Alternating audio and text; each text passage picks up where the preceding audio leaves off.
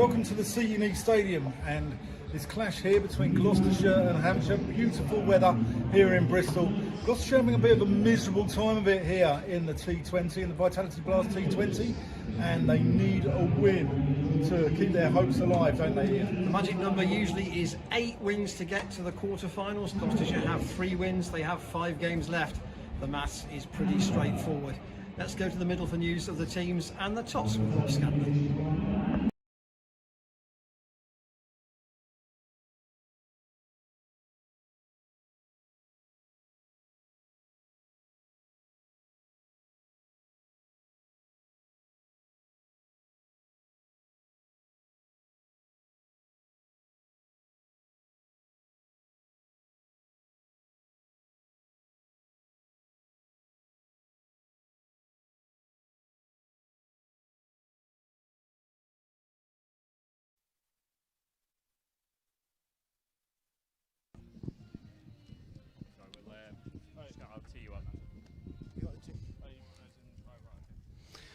Okay, we're out here live in the middle for the coin toss. Gloucestershire against Hampshire Hawks coming your way in half an hour's time. Miles Hammond, the T20 skipper, has the coin. Miles, if you do the honours.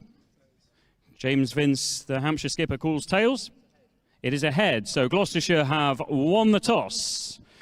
Miles, what have you decided to do? We're going to have a bowl.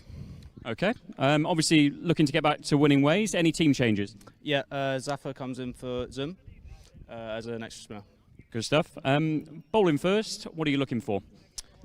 Looking to take a few early wickets, try and put them under pressure and keep them to a lower score and then chase it. Good stuff. Simple enough. It's an easy game, isn't it? Miles, thanks. Good luck. James, lost the toss. What would you have done? I was a bit undecided. Probably would have erred on the side of bowling. We obviously saw this game on TV the other night and looked a fairly tricky wicket. So, yeah, batting first and posting a score. Hopefully it wears a bit more as the night goes on. Fabulous win against Surrey the other day. Any team changes? No, we're unchanged. Good stuff. Go well. Thanks for your time. James Vince and Miles Hammond after Gloucestershire won the toss and they've elected to bowl first. The coin toss sponsored by Village Hotels.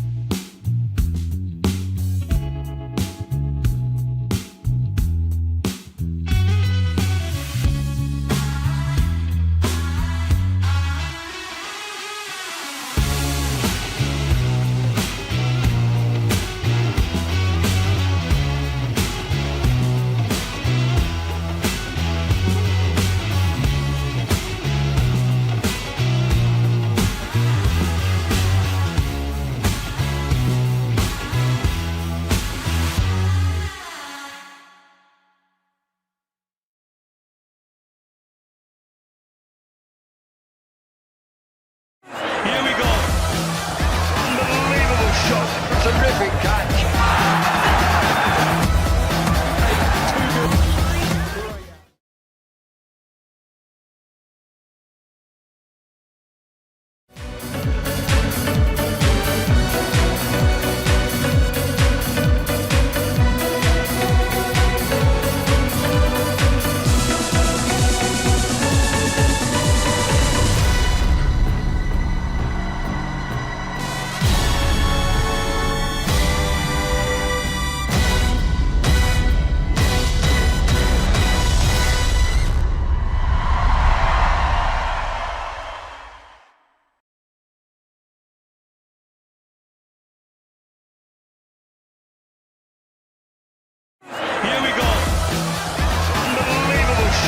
Terrific catch.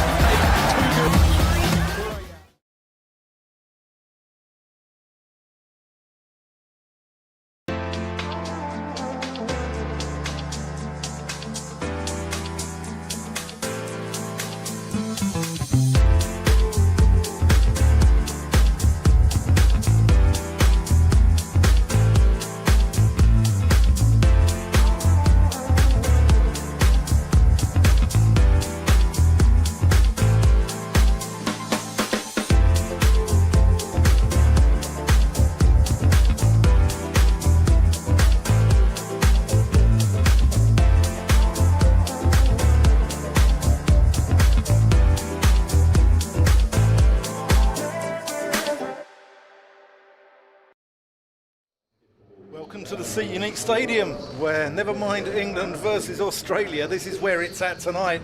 It's Gloucestershire versus Hampshire. It's about 7 minutes till the start of play, and the weather is set fair. My name's Dan Whiting. I'm joined by Ian Randall. Ian, where do you see tonight's game going? Well, let's start with the fact that we were very pleased that the rain that's came up past my house and past you as well, I guess, early this morning, cleared through Bristol, it's cleared through past Edgbaston, and we've got a full game here tonight. We've got a exciting finish of the Test match as well. But you have to say that Hampshire really ought to be warm favourites to win tonight. Gloucestershire have won the toss and they've put Hampshire in, but the danger with doing that is they've got a guy called James Vince, who is a Rolls Royce in this type of cricket in terms of the amount of runs that he scores. They're a fairly settled team. They're fourth in the table at the moment. They've got this is their last away game. They've got 3 home games to finish, and they would want to be in the top 4 because they're the holders and they don't want to give up this title easily. Exactly, and they need to win because they've got Glamorgan chasing their tails, haven't they? So Hampshire really have to win this. There'll be pressure on them because, again, as you say, that they're the champions, they're the holders, and they're not going to want to go out before the sort of the quarter-final stage. So, for Gloucestershire's point of view, we know that there really is no room for error here. The magic number, as we said in the preview, is 8 wins to get in the last 8, the knockout stages, and Gloucestershire have 3 wins with 5 games to go. So it really is, it's like a cup run from here if they're going to have any chance. So who's the 11 Gloucestershire have picked tonight, Ian? So the Gloucestershire 11 has one change. So Zafar Gahar in for Zaman Akhtar. So Rolofson, Hammond, Charlesworth, Wells, Ollie Price at 5, Graham van Buren at 6, Tom Price, Zafar Gahar, Matt Taylor, Tom Smith and David Payne. Yeah, and Hampshire, led by James Vince, who Ian was just talking about, he's got to be the danger man here. Although his partner in crime at the top of the order, Ben McDermott, he's a dangerous customer as well. Joe Weatherly, James Fuller, he's well known in these parts. Liam Dawson, he got himself into a bit of trouble with the crowd here last year. It'll be interesting to see how that goes. Chris Wood, Nathan Ellis, Ross Whiteley, Toby Albert, the youngster who good things, he's a good cricketer. John Turner, he's been excellent so far. He's only 22 years old and he's got 11 wickets in this year's blast. And then a very welcome return to a chap who served Gloucestershire with such distinction over the years, Benny Howe, and it's great to see him back at the Unique Stadium. And I think that the key will be when Gloucestershire come to bat, Fuller and Howell have both bowled here often enough to know what is required to try and suppress a side chasing. Last year, Hampshire won here. Gloucestershire.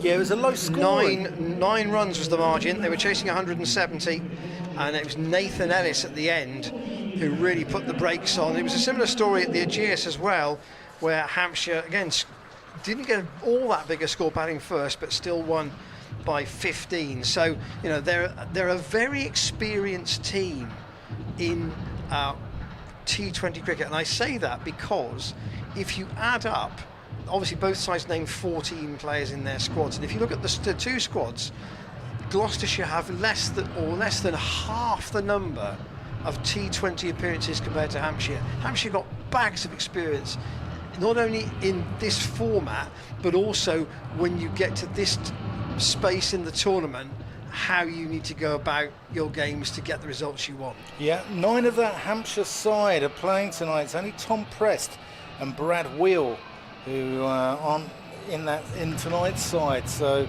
it shows the consistency that they've got in their selection process, hasn't it, at Hampshire? Good planning. Yeah, Ben McDermott got 50 in that game as well, and he's as I said, he's a dangerous man. He's in Queensland. He's the son of Craig McDermott, the former quick bowler, and brother Alistair also played.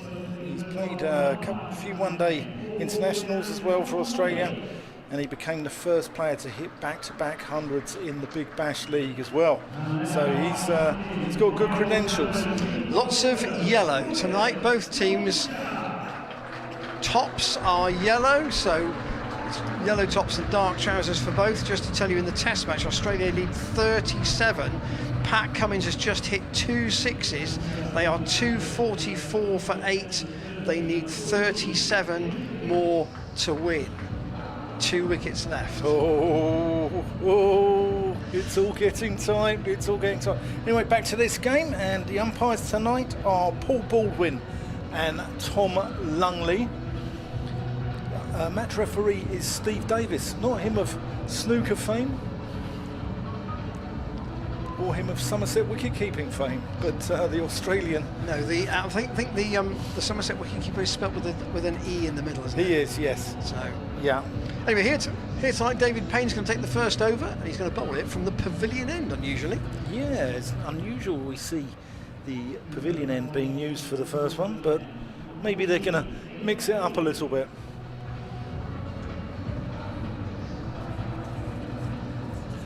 And it looks like McDermott's going to take the first delivery.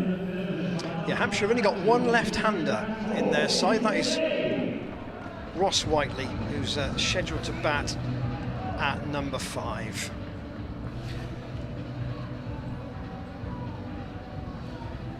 So, here we go. We're all set for what is a crunch game for both teams here at the Sea Unique. I'll just say Grant Roloffson's keeping wicket. Obviously, either he or Ben Wells could keep, but it will be Roloffson with the gloves. Here's David Payne to bowl the first delivery. As McDermott lets that one go through to the gloves of Roloffson. Matt Taylor down at short fine leg. Tom Smith mid-on. No, sorry, Miles Hammond at mid-on. Tom Price at mid-off. Tom Smith's at extra cover there. Just a little bit of shape there by Payne. Back in. Interesting, Dan, that if you look back at the Kent game and the Surrey game here,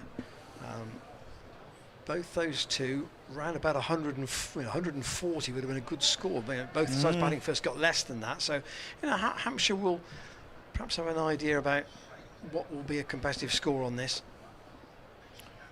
Payne in. He's a long way down the track there. That's not going to happen. It's a misfield there from Charlesworth, but he recovers, and a leg by to get the Hampshire total underway. Hampshire have won the Blast 3 times now. Won it in 2010 and 2012 is when they were the Hampshire Royals. Now the Hampshire Hawks. They won it again last year. 2010 they beat Somerset by virtue of losing fewer wickets under Dominic Cork. No one likes to see that, do they? No one likes to see that in Gloucestershire. That's just Vince trying to work that one around the corner. Doesn't really go anywhere.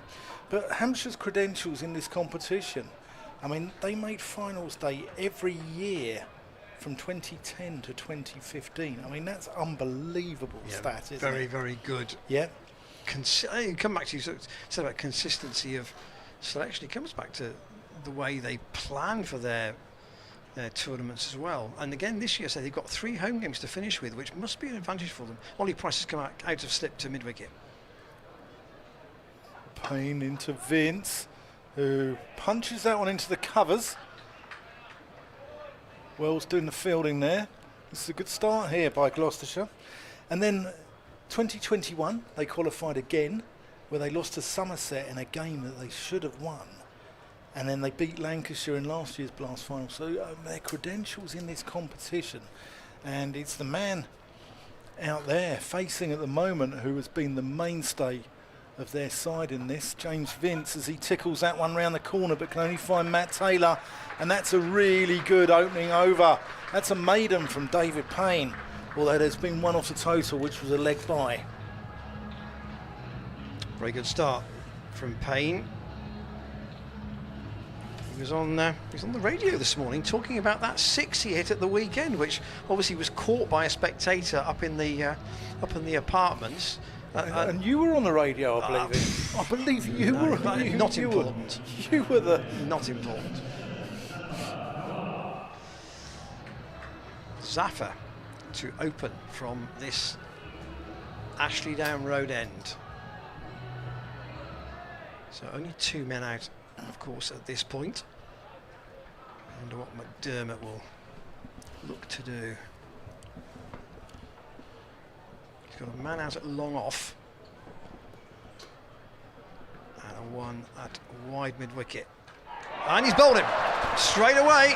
Middle stump knocked out by Zafar Gahar, and McDermott bowled through the gate. So 1 Australian goes.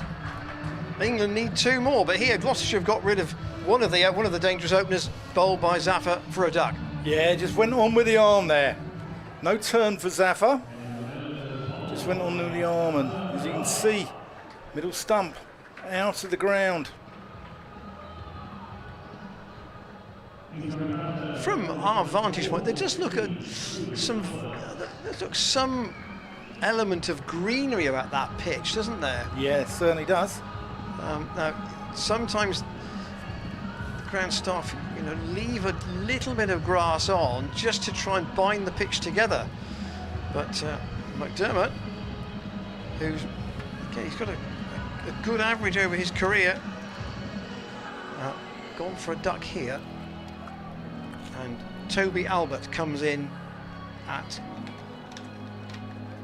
number 3. Yeah, he's well rated, this lad. He's a Basingstoke lad from Basingstoke and North Hants Cricket Club, who play at the wonderfully named Mays Bounty, which Hampshire have used as an outground in the past. Slip in for Albert, and squeezes that out onto the offside. Top score this season of 38, sorry.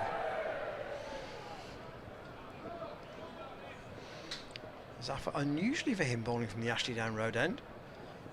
Albert waits for him, left arm round the wicket, that's down the leg side, a sprawling partial stop from Van Beer, and they'll take 2, and the throw, a bit of a relay effort. And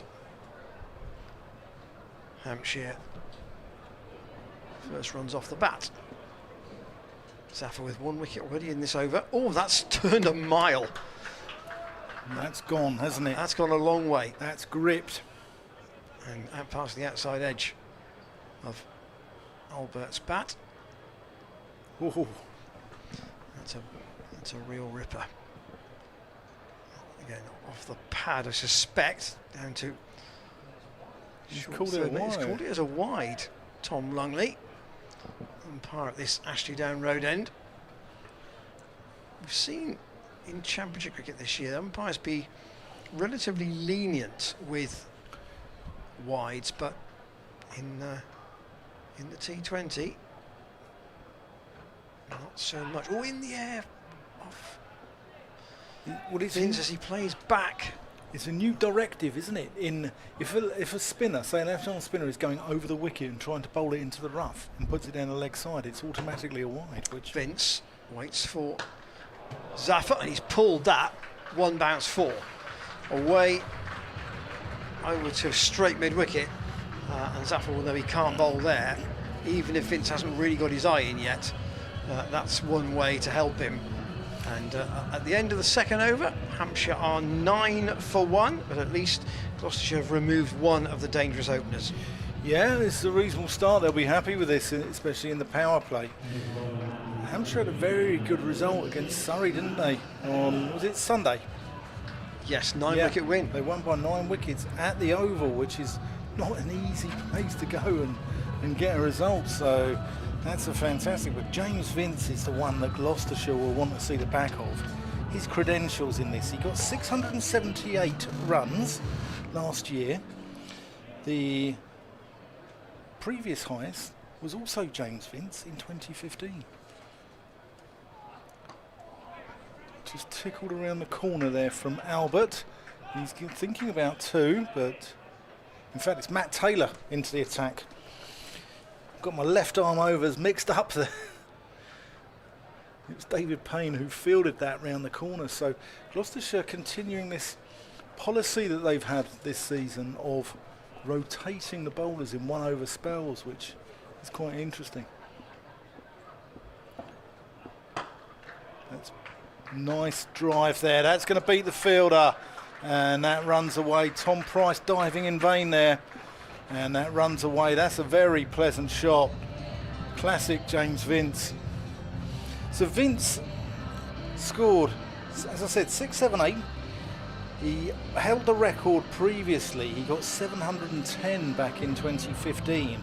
And the next highest was Jason Roy, who got 677 back in 2014. So you know, his credentials are unbelievable. That's not as pleasing on the eye. And it's a great stop there by Ollie Price at mid-wicket,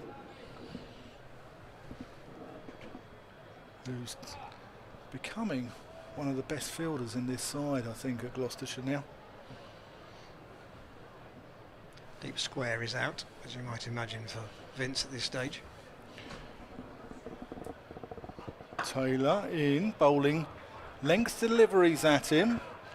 It's just being watchful at the moment. He knows that he has the ability to pierce the fielders even out of the power play. But, Yes. but he also knows, and it won't take him very long, to read what might be necessary to get a big score on this pitch. Slightly slower ball by Taylor. Vince slices it somewhat out to Tom Smith at deep point. That's what I'd say big. I should have said competitive. So he might think, right, if I can, you know, graft away for a 60 here, that and other people bat round me, that might be important on a wicket that's offering a little bit.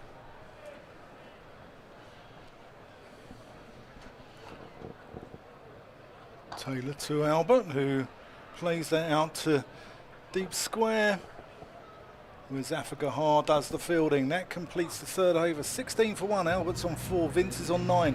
We're playing slightly over towards the mound stand side of the ground, aren't we? It's not that big a hit over there. No, the boundary that way is certainly a long way back. The boundary on the Kennington Avenue side slightly further in.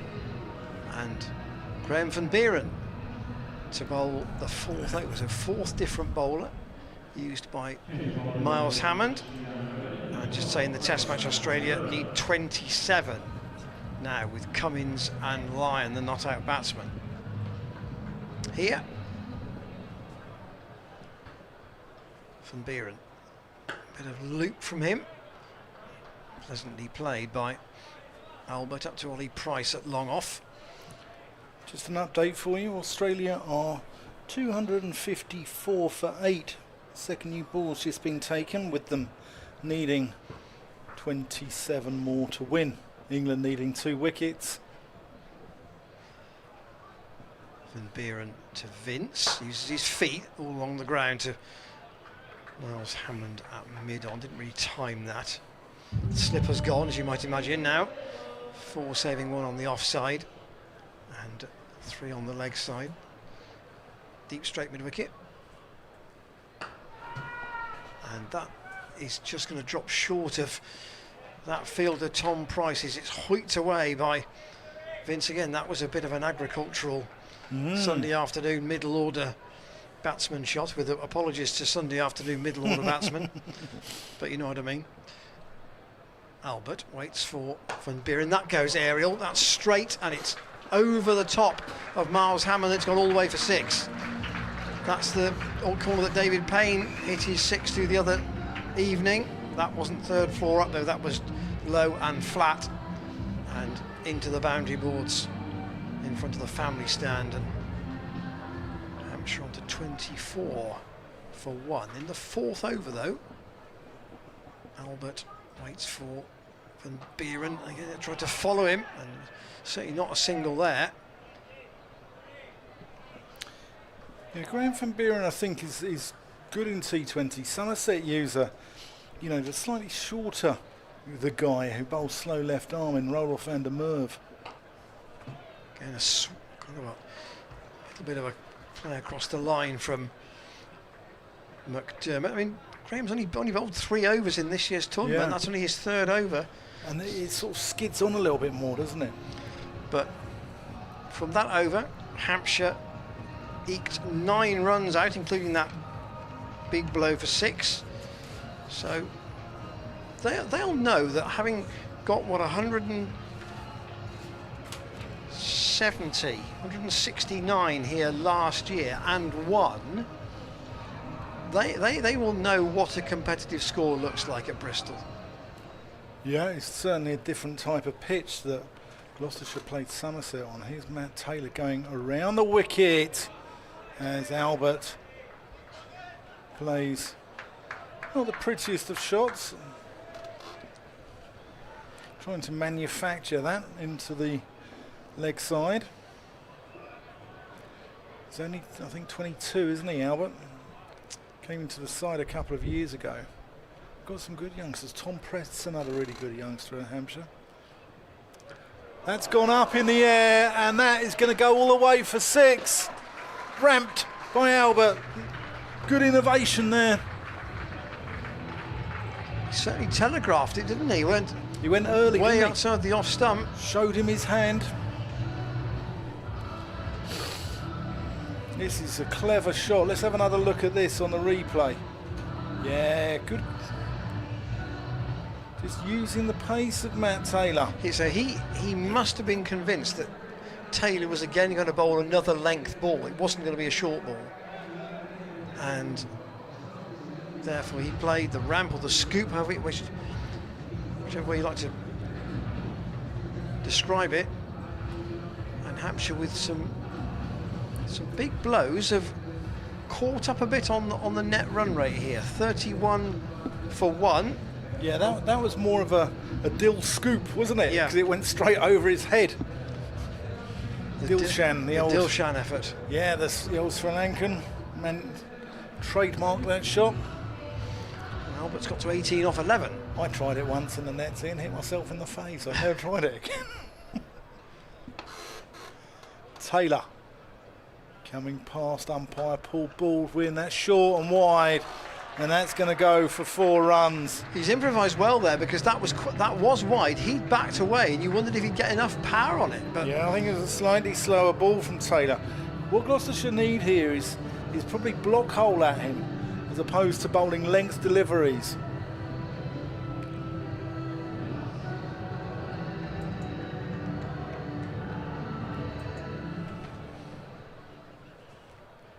third man and fine leg both up.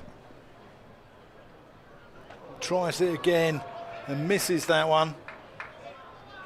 Dot ball, 35 for 1. Looks rather cross that he missed out. Yes. 10 off the over so far.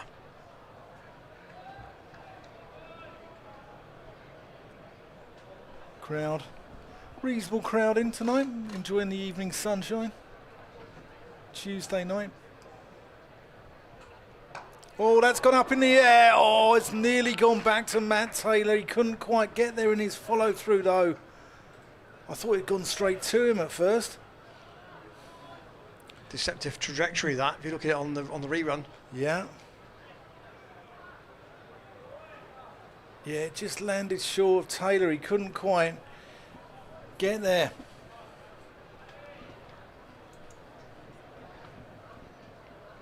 Australia need 21, 2 wickets left.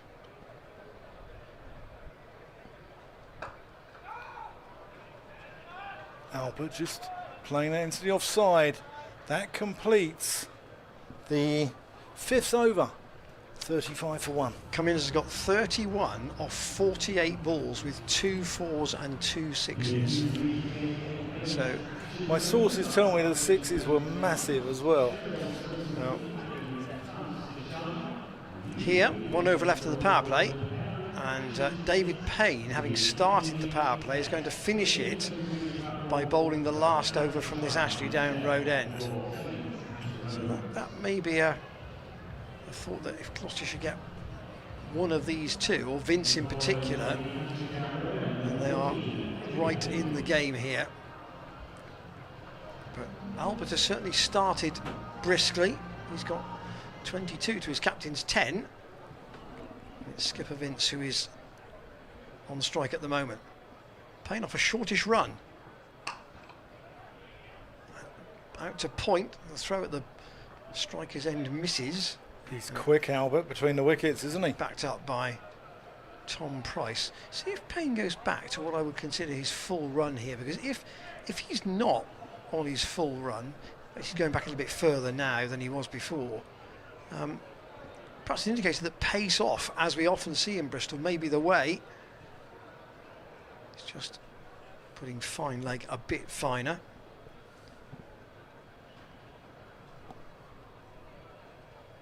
Payne around the wicket and steered by Albert into the offside and fielded by Tom Smith. Bowled well on Sunday at Cardiff. 2 for 20. Yeah, he's started a little bit slowly in this competition, hasn't he? Especially by his standards, Tom Smith. I mean, what is he, the third highest wicket taker of all time in the T20 competition? Yeah, and in this season he has 10 wickets, Payne has 11, Ollie Price has 10, so they're the leading three, and that's gone a long way up into the air. Can Hammond get onto it at long off? He can't, and it will go for 4. It was a risky shot. There was a man on the edge of the circle at mid-off, but Vince backed himself to go over that field. He didn't quite get all of it, but it beat the man on the retreat. It was Miles Hammond, the Gloucestershire captain, and ran into the boards for 4. Waits once more for Payne, and off the back foot, shy of the... It's gone, he's gone! He has gone. That's a great bit of work Ben in Wells. the field from Ben Wells. James Vince can't believe that. He's looking aghast at Tom Lungley. It was a push for a single. Wells threw at the striker's end, just the off bail was dislodged, and that's how could Gloucestershire get James Vince out? Well, that's one way, and Vince is dragging himself off, and Hampshire are 41 for 2. Let's see if we can have another look at this. We'll try and get it together for you. But yeah, I mean, it looked out from here. He looked as if he was struggling straight away. I was surprised that he called for the run. Still in the power play. Ben Wells hasn't really got a significant score with the bat yet in this competition, but that could be worth a lot to Gloucestershire with Vince run out. Was he running his bat in? All coaches would encourage batsmen to run their bat in rather than just dot it down, but Wells from extra cover in quickly, didn't have a huge amount of target. Probably a stump and a half. Yeah, I was going to say it was probably not much more than one. Payne in, and the new batsman, who is Joe Weatherly, works that behind square for a single. But we'll perhaps see if we can get James to look at that run out again at the end of the over. In fact, we might have to do it now. Here is the run. He's very late. Ooh, I would say his bat's not being run in. That's the issue.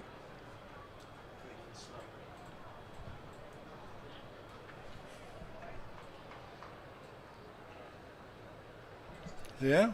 Payne in, steered away straight to point. No run. And end of the power play, 42 for 2. That's just the advantage of you watching on the stream, is that you can see this key incident again in slow motion. Oh no, he's miles out. Yeah, he hasn't run his bat in. His bat's in the air. That's the issue. So 42 for 2 at the end of the power play, and England need something quickly. Australia need 15 to win. 15 only. Cummins and Lyon, the not out batsman. Tom Smith's going to come into the attack from the pavilion end. 2005. When did the 9th wicket fall? They got very close with 9. Yeah, he was worn trodden his stumps, didn't he? Do you remember? He hit wicket. I think they needed still about 25, perhaps. Anyway, here's Tom Smith. So Albert. now for Hampshire, who's going to police this? I wonder. Well, Albert looks a good player. Albert, I like the look of him.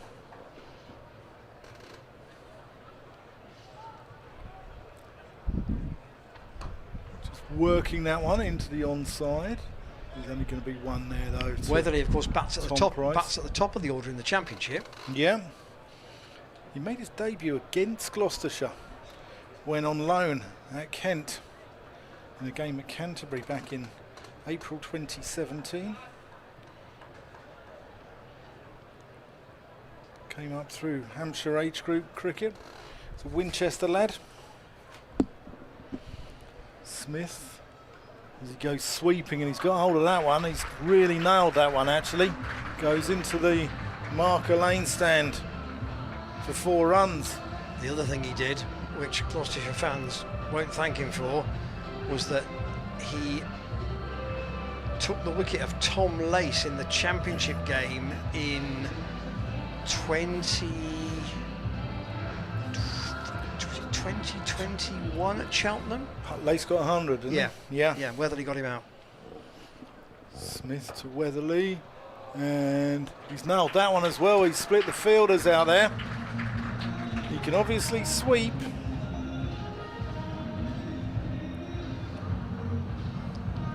He's an occasional off-spinner, very occasional in this format, but comparatively occasional in red ball as well. Well, he's got a decent strike rate. Strikes at 132 in T20. In first-class cricket, he scores at 42 runs every 100 balls, which is quite slow. Conservative, shall we say, with a small c. Smith outside the off stump, and Weatherly plays that into the offside where Van Buren does the fielding out in the deep. That second 4 brought up the Hampshire 50, by the way. Oh, that's a horrendous heave into the leg side there by Albert, as he gets away with it. 52 for 2 at the end of the 7th. Albert on 25, Weatherly on 9 from just 4 balls. If you've joined us since the start, 2 openers both gone. Ben McDermott bowled by Zafar High in the second over for a duck, and then James Vince run out with a direct hit at the bowler's end from Ben Wells for 15. So Zafar now to come back. 5 bowlers used already by Miles Hammond. Zafar 1 for 8 in his first over. And Weatherly to face him. He's got to play that on the leg side. That's turned. Spun quite a long way once more. Hampshire not picking Mason Crane tonight, so they've gone in with really only 1 spinner in Liam Dawson, but as we've said, Weatherly can bowl a little bit of off spin. Zafar onto the pads of Weatherly this time. Worked out to deep mid wicket. Tom Price will allow them 1, but not more than that.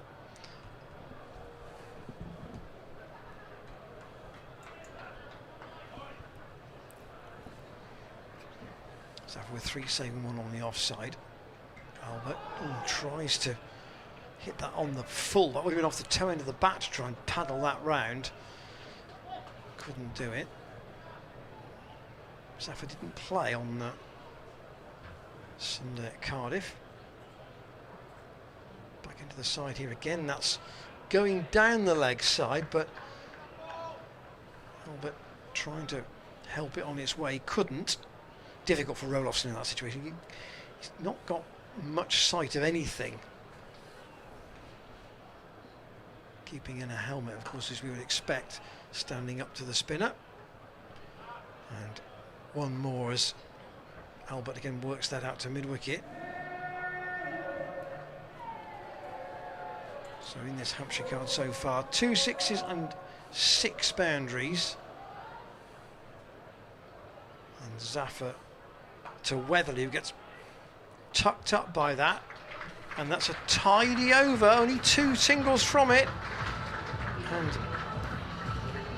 Yeah. Gloucestershire with the slow bowlers, they're sort of whipping through these overs, and Hampshire got a little bit careful from their perspective that they don't just drift past them in these overs between, say, 8 and 12, and they're suddenly looking at a bit more of an aggressive chase. Yeah, Gloucestershire will be really looking for, you know, some big contributions from their 2 overseas here, won't they? Zafar Gahar and Grant Rollerson as well.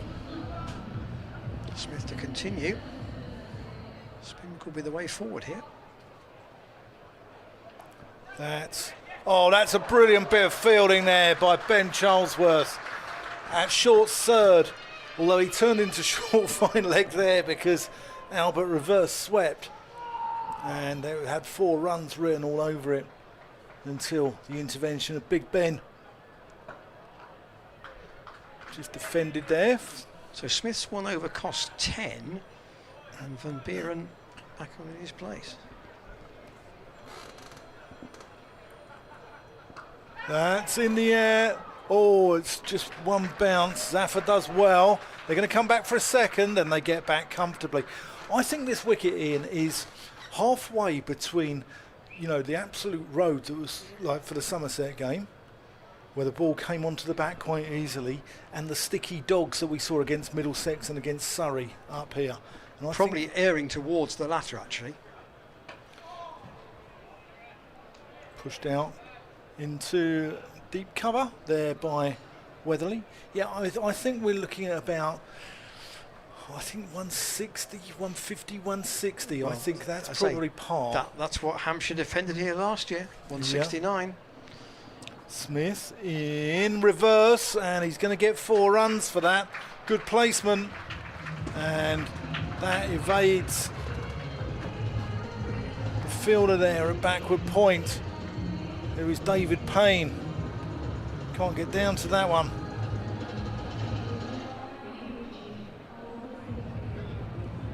.62 for 2. Floodlights on, but they're barely necessary at this stage, you would say, but It's looking a little bit dark over to the west there.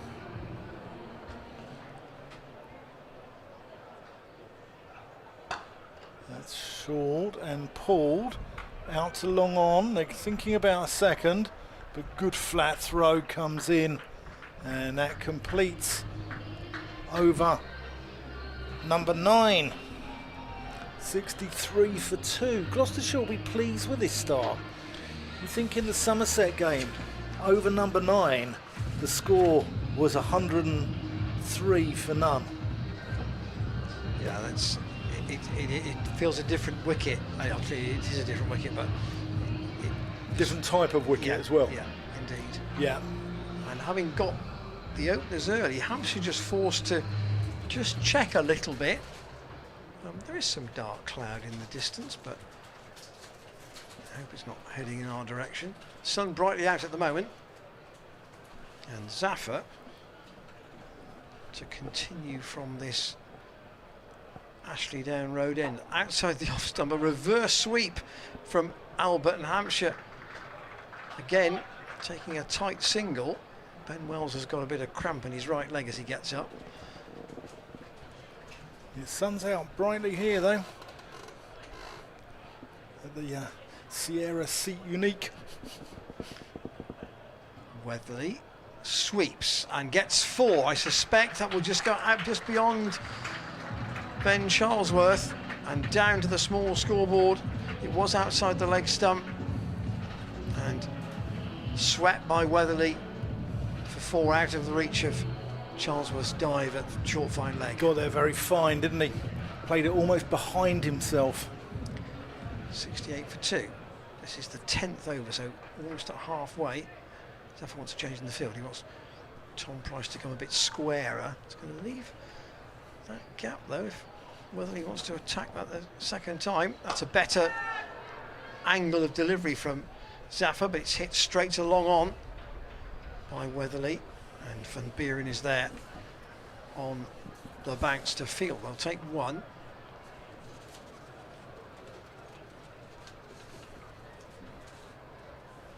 Hampshire still going along at a reasonable rate. They've got a deep batting order too, lots of flexibility in it. Whiteley, Dawson, Benny Howell, James Fuller can all hit a pretty long ball. Albert waits for Zaffa, pins him in his crease with a dot ball. So this is Zaffa's third over.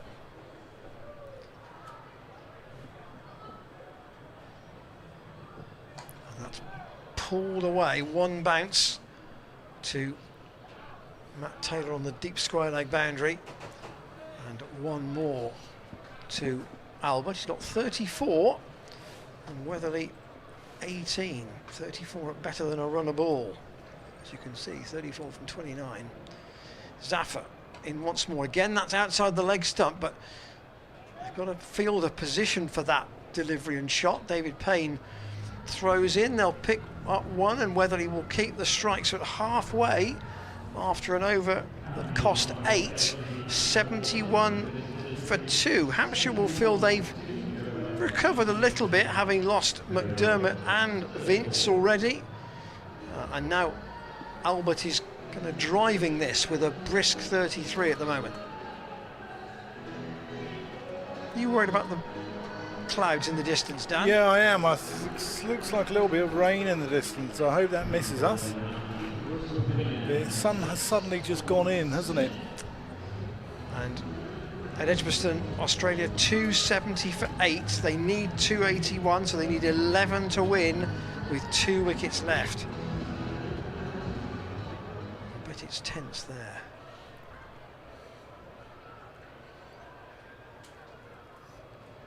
That's given a wide. Tom Smith saw Weatherly back away and just threw that outside off stump as Paul Baldwin stretches his arms. Gloucestershire have had Paul Baldwin on numerous occasions this year. Smith flights that one and foxes Weatherly. Can't get that one away.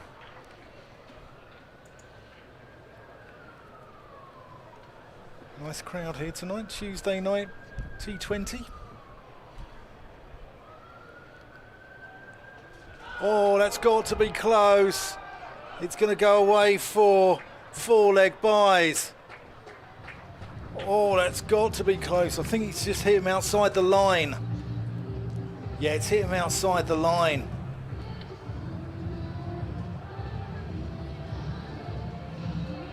Runs away down to this short boundary here at the Ashley Down Road end of the ground.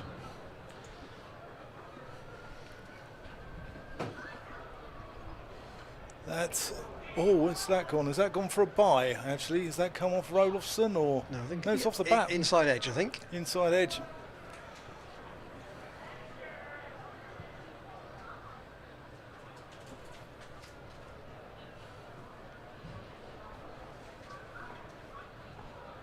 Gloucestershire probably could do with a wicket here just to put the brake on. And that's gone up in the air as that goes one bounce to Charlesworth. Spinning viciously, that. Yeah, a skew off the edge. It can only be described as a skew, can't it? Australia 1 hit from victory. Need 6.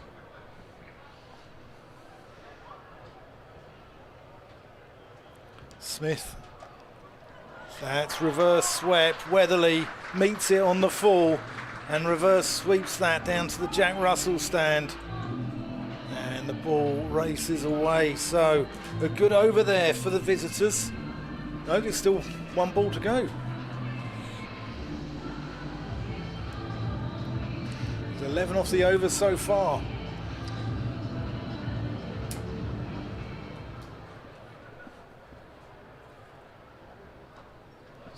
Attempted sweep there from Weatherly. Doesn't get hold of any of that. But 11 off the over. 82 for 2 after 11. Albert on 35. Weatherly motors on to 24 off just 18 balls. So what does Miles Hammond do here? He's still keeping going with his spinners, but he's mixing them up. So Van Buren will now bowl a third separate over and again change ends and come back to this Ashley Down Road end. Well, this trinity of left-arm spinners that Gloucestershire have got are sort of different in their own styles, aren't they? You know, they're sort of, Van Buren's a skiddy one, Tom Smith is sort of tight one, and Zafar is the prodigious turner of the ball. Following the batsman there, Van Buren with the arm ball. Nothing Albert could do. Australia needed 54 to win when that 9th wicket pair came together. Into the leg side, and a comfortable single taken by Albert. Just the rotation of the strike here is probably as important as anything.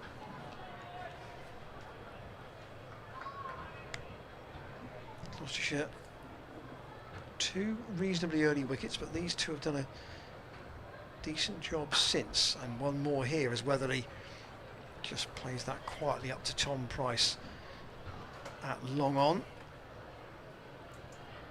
Last wicket fell at 41, so they've added 43 at the moment. Van Buren to Albert, who's clubbed that straight to Tom Price at long on, and he takes the catch. Had to be a bit careful, he didn't overbalance right by the rope. He did really well there because he clung on, and it's 3 wickets down. Yeah, he did really well there. That was absolutely drilled. One more stride and he'd been over the rope. So a good catch from Tom Price, and critically, Albert goes for 36.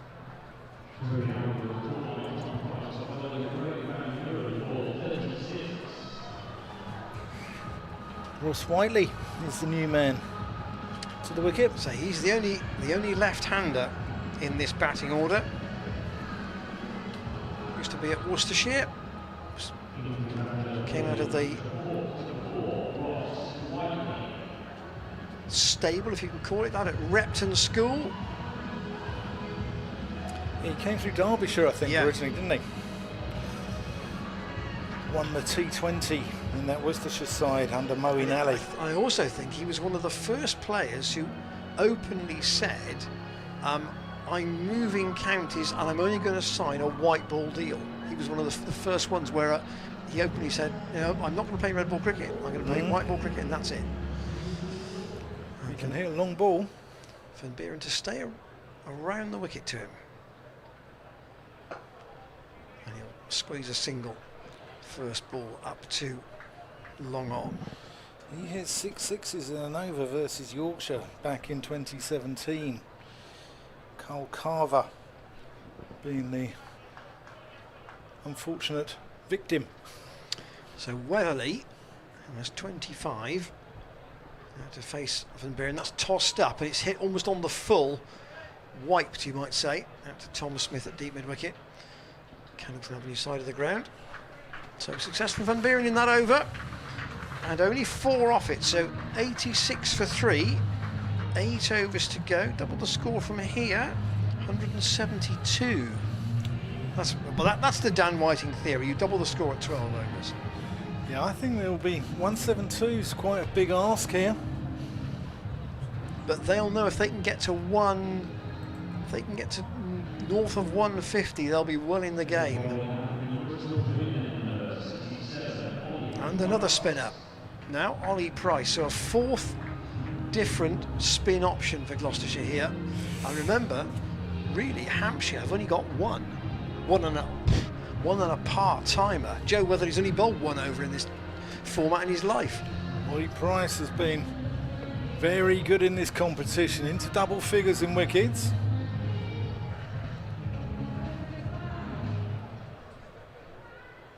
Here he comes in.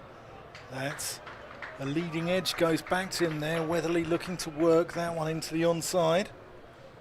Ollie Price, the only right arm spinner. That's drilled. That hits Whiteley, which is probably a good thing because that might have been 4 runs. It was hit with such venom. It hit him on the back of the heel, I think. Yeah. Ollie Price had a very good game against Leicestershire in the 4-dayer recently as well. Picked up wickets. 85 with the bat. Got 40 odd in the second innings. He as did, well. yep. Yeah. Here he comes past umpire Paul Baldwin as Whiteley tries to biff that down the ground but can't get any power into it.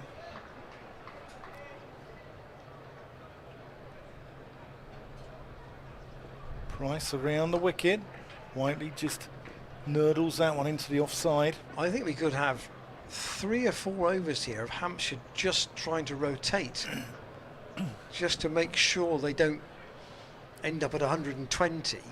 Yeah. And then maybe press the pedal in the last 4, maybe even the last 3. Yeah, I can see that.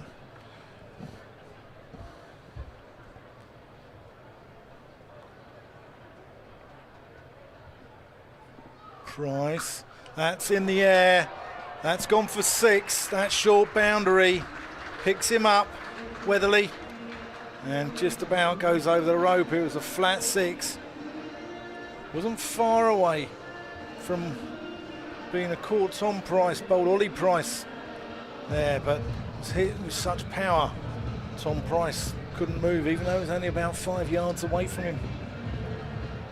The thing about shots in this cricket, the ball travels at such a pace. Ollie Price as Weatherly tickles that one around the corner. And that completes. It was 95 for 3 at the end of the 13th. So Gloucester have used 6 bowlers now, 4 of whom have been spinners. Matt Taylor's only bowled 2 overs. He's going to come back. David Payne's got 2 left. In fact, none of those 7 have bowled out. Zafar still has 1, and Van Buren still has 1 if Miles Hammond chooses to go back to them. But Matt Taylor to come back from the Ashley Down Road end. You said about them nurdling it around for sort of 2 or 3 overs, but even so, that would only sort of get them to about 18 from here gets them to 113. That's sort of 16 overs. I think they'll want more than that. They're only 3 down, so I think they'll, you know, I think the accelerator button might well be pressed right now. 2 out on the leg side for Weatherly as Matt Taylor comes in to bowl to him, and he'll only pick up 1 straight to mid-on, where Graham Van Buren does the fielding. Nobody's had some real tap so far, you would say, from the Gloucestershire bowlers. Smith 2 overs for 17, Matt Taylor 2 overs for 17, Zafar 3 overs for 18, and Buren 3 overs for 22. Around about 8 is the run rate, and 8 would get Hampshire to 160 if they can maintain it. Taylor's got a man back at long on for Weatherly, but he's gone squarer than that to Hammond, who, despite the fact that he is the skipper, is still fielding quite a lot in the deep here, so he's going to be busy. And Weatherly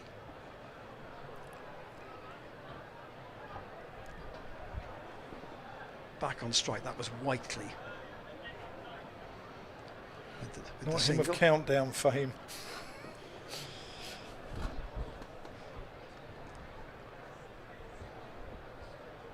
Taylor around the wicket.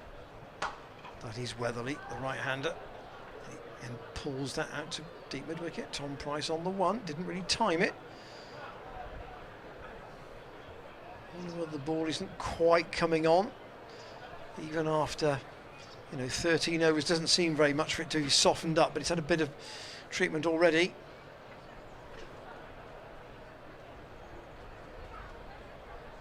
Taylor over the wicket to Whiteley. Oh, he plays inside the line of that.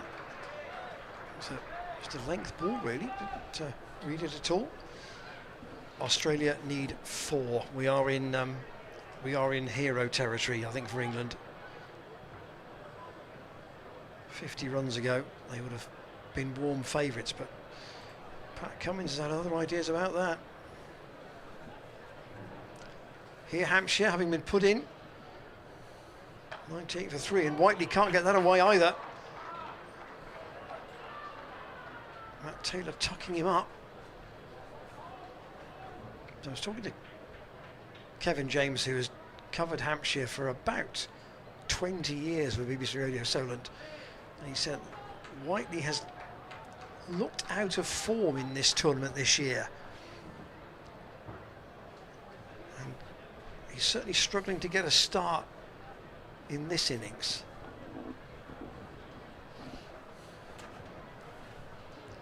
Matt Taylor to bowl to him. Again, it's short. It's not called as a bouncer, and it's an effective over from Matt Taylor. Again, only 3 from it. And Hampshire 98 for 3 with 6 overs to go. Dan and I were walking around the ground before the game tonight.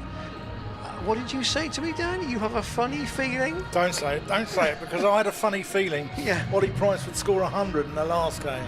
And he got to 85. So I'm not making any predictions publicly. I'll tell them to you privately, Ian. But, you know, our pillow talk mustn't go on air, Ian. It mustn't go on air.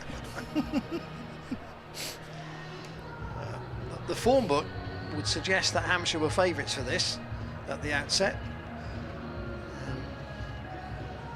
Well, there's big 6 overs coming up for both sides, and one of them's going to be bowled by Tom Smith. I wonder how many overs Miles Hammond will keep the spinners going for. Payne's still got 2 to bowl. He's only gone for 7, hasn't he? Yeah. He'll bowl his allocation. That's floated up by Smith. Pace off again, you see. Yeah, Weatherly can only play it out to Ollie Price, fielding out there in front of the Thatcher's bar. You wonder how awkward Benny Hull might be to play on this pitch. I think he'll be a handful.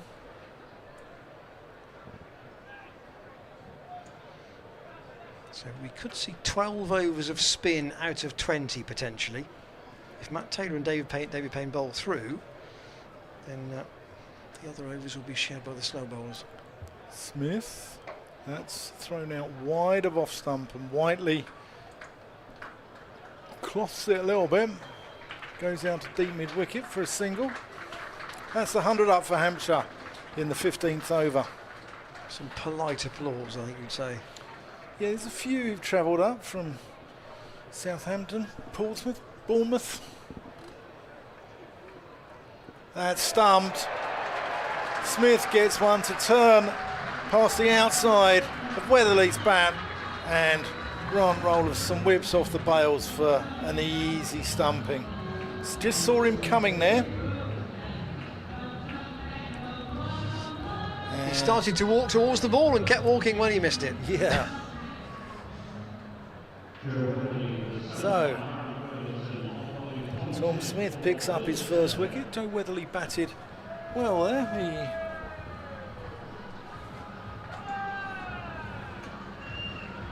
Australia still needing 3 runs to win.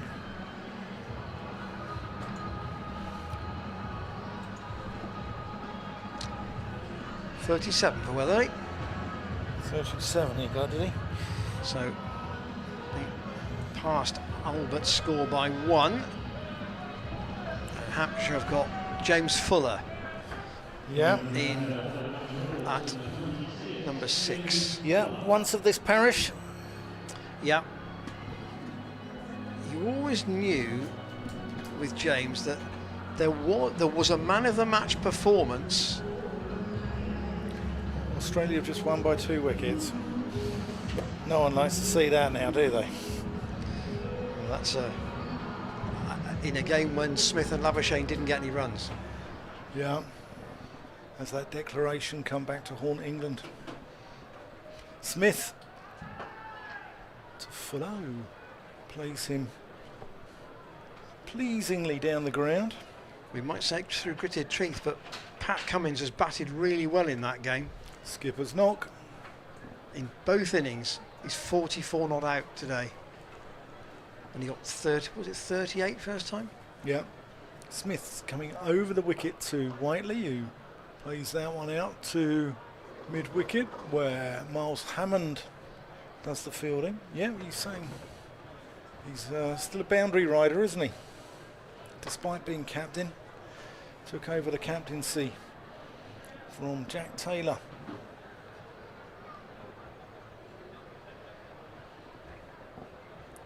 Smith floats that one up, it's bowled. That's Fuller. That's a big wicket because Fuller can hit the ball very hard. And Tom Smith has floated one up there, and Fuller has played all round it. And this is a big over for Gloucestershire. We said it was a crucial over here. The 15th can often be the game changer, can't it? And Tom Smith using all his guile, all his experience to winkle out two of the Hampshire batters. So 2 wickets for Smith in this over. I suspect that might be Liam Dawson coming out at number 7 ahead of Benny Howell. I think it is Dawson, yeah. It is Benny Howell, in fact. Benny Howell getting a nice round of applause here from the Bristol crowd, where he served the county with such distinction. Came here in, we started at Hampshire originally, was there between 2009 and 2011, then came to Gloucestershire in 2012 and stayed until 2022. So Smith now has 2 for 21. Zafar 1 for 18, Graham van Peeren 1 for 22. And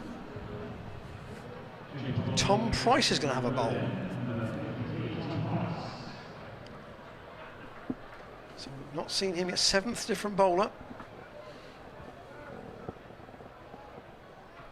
And glanced very, very fine by Ross Whiteley. Down to fine leg.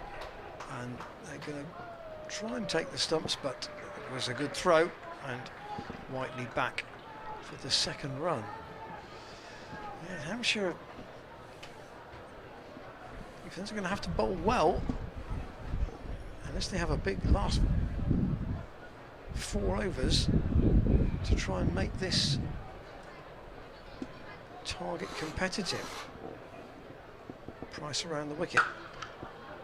Bounced into the ground by Whiteley to Van Beeren, and they'll take just a single.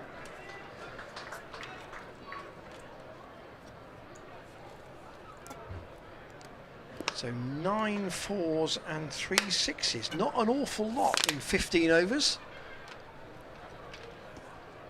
No. From Hampshire. I think the Gloucestershire power play could be crucial. They need a good start. They can keep them down under 150 here.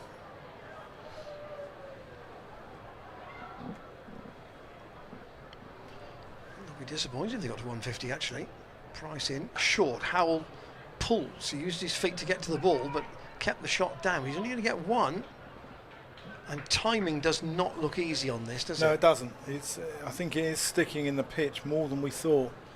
Bit of a, not quite the old sticky dog at the Gabba back in the sort of 50s you used to get, but it's not coming on properly to the bat. Square leg coming up, and they're going to have long on and long off out. Ollie Price and Van Beeren going to those straight boundary positions. Price to Whiteley, that might well be a wide, but not given as such. Whiteley's just indicating that he was having to stretch for that, but umpire Longley didn't agree. And if you actually, Dan, if you go back, that Ben Wells run out was a really, really important moment. Massive, massive. I mean, you know, we spoke about James Vince and his numbers before the game, and you know, to get sort of Hampshire's star man out in that fashion is could be a game changer. Price again to Whiteley. Oh, he's got that very fine. That may go for 4. There's a chase down towards the boundary at fine leg. Good stop. Matt Taylor's dragged it back, and he's saved 2. He's very, very fine. He was up inside the circle. It needed a diving slide, and he then completed the job himself. 108 for 5. This is the 5th. This is the 16th over, as you were. 4 overs after this.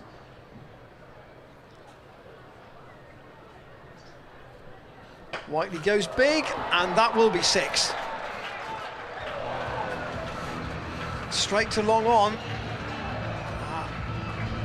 Fallen underneath the apartments, not caught by anybody on a balcony tonight. But a big hit at the end of that over. That's what Whiteley can do, but he hasn't done it all that often for Hampshire this season. And after 16 overs, they are 114 for 5. 4 overs to go. 40 off the last 4, they'd definitely be in the game, I think. Yeah, without a shadow. I think, you know, I think they've probably sort of set themselves a target of 150-ish, something like that. Tom Smith has got 1 over left. These two have no doubt had some battles over the years in the nets. Smith to Benny Howes.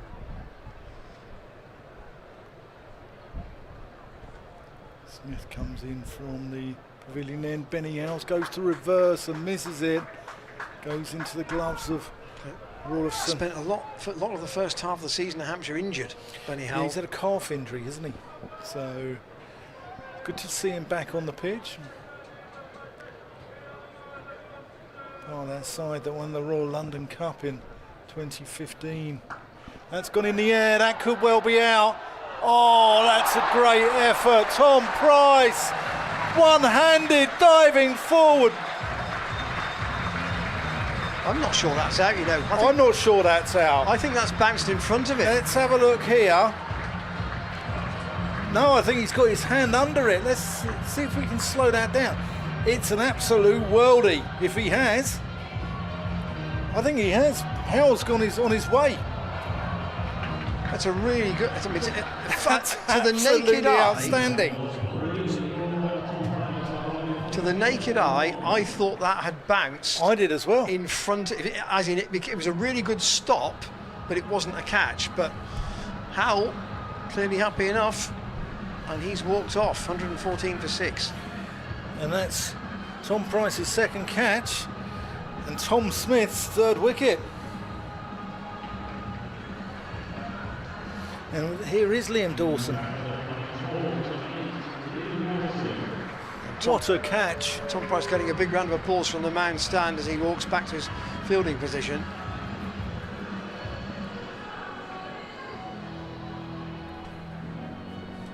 Chance Hampshire being bowled out here, I wonder.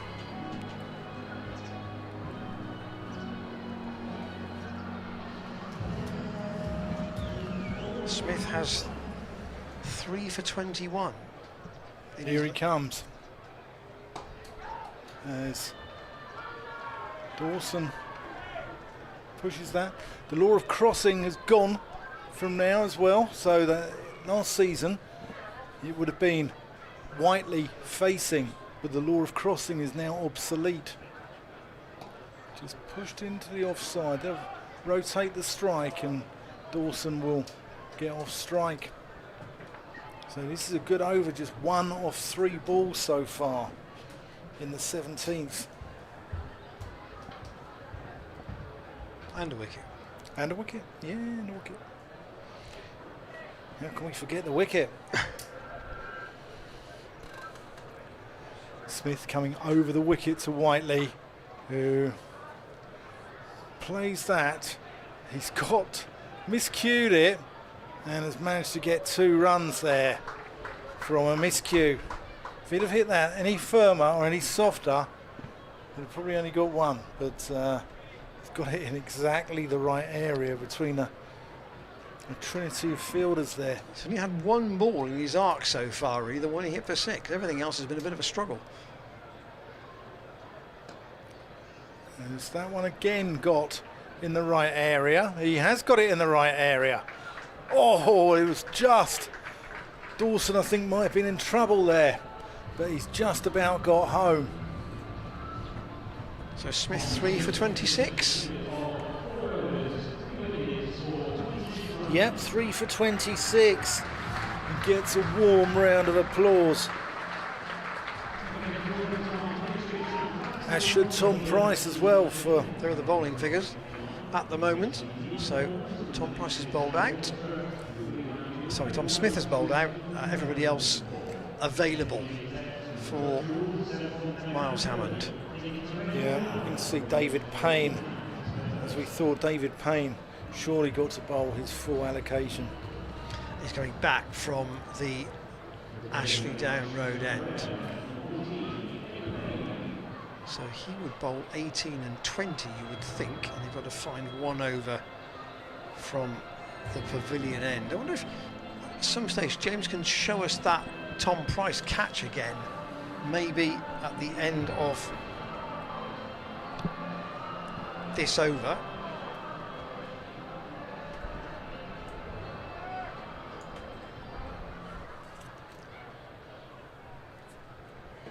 Payne then to bowl his third, and it's worked for a single by Liam Dawson. Singles enough at this stage of the game, though. Well, maybe that was just to give Whiteley the strike. Possibly. He thinks that Whiteley's going to hit a lot longer ball than he is. 120 for 6, 2 overs and 5 balls to go. I refer our honourable friends watching to the Surrey game here and the Kent game here this season, where the sides batting first have not got 140. Hampshire will be conscious that that's the minimum they'd want. Payne in, wide-ish, but cut, and cut for 4, almost stopped by Tom Smith on the rope, just couldn't quite hold it in. He got there and it just went parried it past him as he tumbled, and it's gone for 4 in front of the main scoreboard. 4 more to Whiteley. Yeah, too much width. You don't want to let Whiteley swing his arms here at this stage of the game. 24. You're going to cramp him up for room a little bit. Only his second boundary.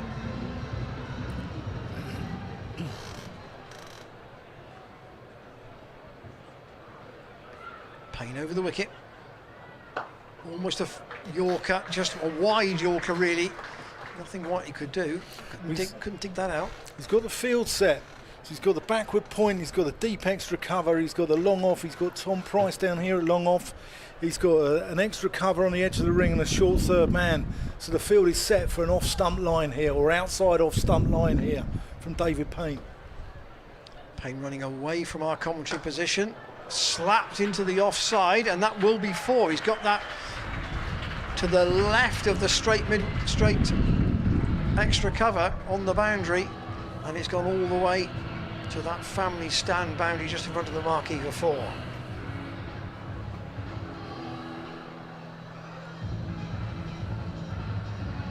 Hampshire squeezing what they can out of these last 3 overs. He's a hitter, Ross Whiteley, if he gets going. Payne again to him. Again he goes for the chop, and he's got that on the bounce past Matt Taylor at short third man, and that's gone racing away in front of the Thatcher's bar for 4 more. Too much width here. Too much width. You're allowing Whiteley to swing his arms, and he's punished Payne. He's taken 12 off the over. And I'm not sure the tactics are right here.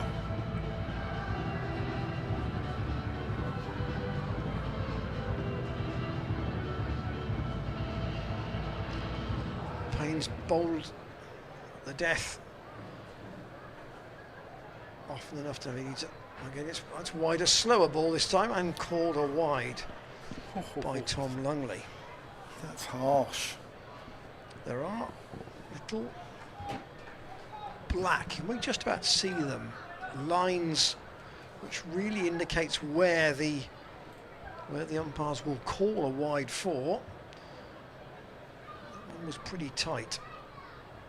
Payne's still in the 18th over. Again, a slower ball, and Whiteley doesn't read it.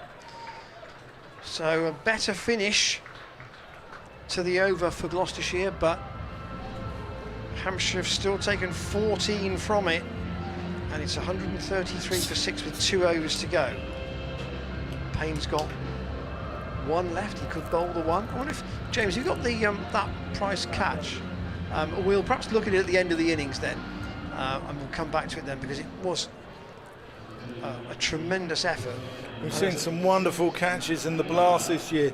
Joe Cracknell's at Merchant Taylor's, which dismissed Jack Taylor, was world class. That, I think, was on a par with that, honestly, because they were both one-handed, and it's so hard to do that in the deep. Anyway, here's Matt Taylor going to bowl the penultimate over. Again, too much width, and it gets crashed through the offside. It's a bit short as well. Yeah. That on that occasion was Dawson.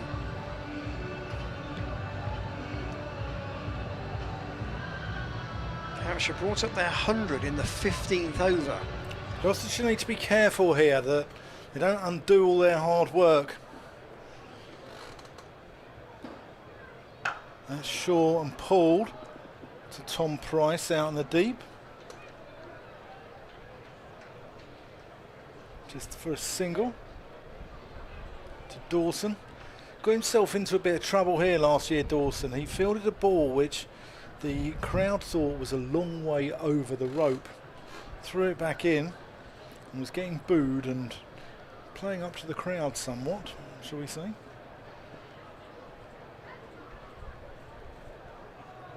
Short and pulled there by Whiteley, but only out to Tom Smith out in the deep, and just 1 more to the total.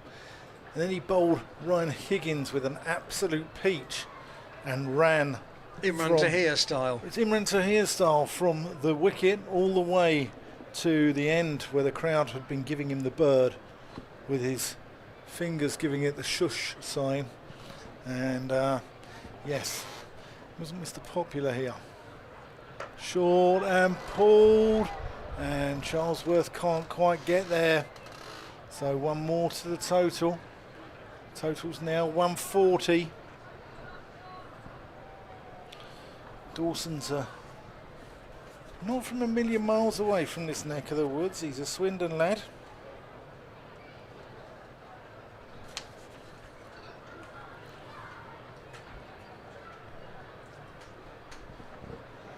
Taylor in. It's gone a thick inside edge. Can only find David Payne. Short fine leg, and that was a thrash. Scamper through for 1.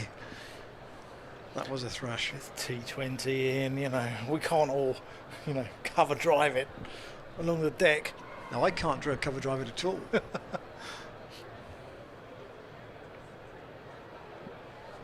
Taylor to Dawson, who tries to ramp that to Charlesworth, and they get through for another 1. So that's 9 off the over. Matt Taylor there. Here's another look at Tom Price's catch then to dismiss Benny Howell. I say we watch this with the naked eye. You can see it here in slow motion. It's pulled away. Now, where is Price's hand? Superb. It's a really good effort, that. Zafar immediately has seen it from close up and has gone up to him congratulating him. So, you know, it was clean.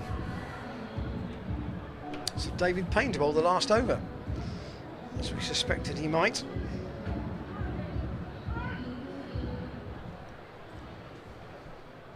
Hampshire probably want at least another 10 if they could get it. Payne to try and stop them doing so. Pulled away, and he's not going to go for 6 or be caught. Smith can't reach it, and it's gone all the way for 6 away to deep square leg in front of the main scoreboard. It's a big hit from Dawson. He's pulled that from up by his nose away to one of the longer boundaries on the ground, and Tom Smith even reaching up, unable to haul it in. So now the change in the field. They've put Price out now at a straightish mid-wicket on the rope, and Payne to Dawson. And that's gone high in the air. I think that may well drop safe. Smith won't be able to reach it, and they're going to come back for 2. And the Hampshire 150 is up. And so far up in the air with everybody out, it's probably the safest place you're going to hit it. Yeah, I don't think Mr. Dawson meant that. Payne looks a bit rueful, but he's been through that sort of experience before. Dawson's got 17 pretty quickly. Payne to Dawson again. He won't be getting any more. And Payne kind of sends him on his way. Little chat there, David Payne having the word. Middle stump. As Zaffer did to Ben McDermott right at the top of the innings, knocked back. And Hampshire's innings here is going to be built around 330s in the middle order. Albert 36, Whiteley 37. Whiteley currently stuck at the wrong end. 34 not out. Chris Wood in at number 9. Yeah, that wasn't a great shot there from Liam Dawson. It's more Les Dawson, I think, wasn't it? He's got 3 balls to go. I should think the instruction would simply be get something on it and get Whiteley on the strike for the last 2 balls. David Payne to Wood. It's clipped up to mid-off, and they will take 1. So Ross Whiteley now with, well, he's got to gamble here, isn't he? He's got 2 balls left, assuming there isn't a wide or a no ball.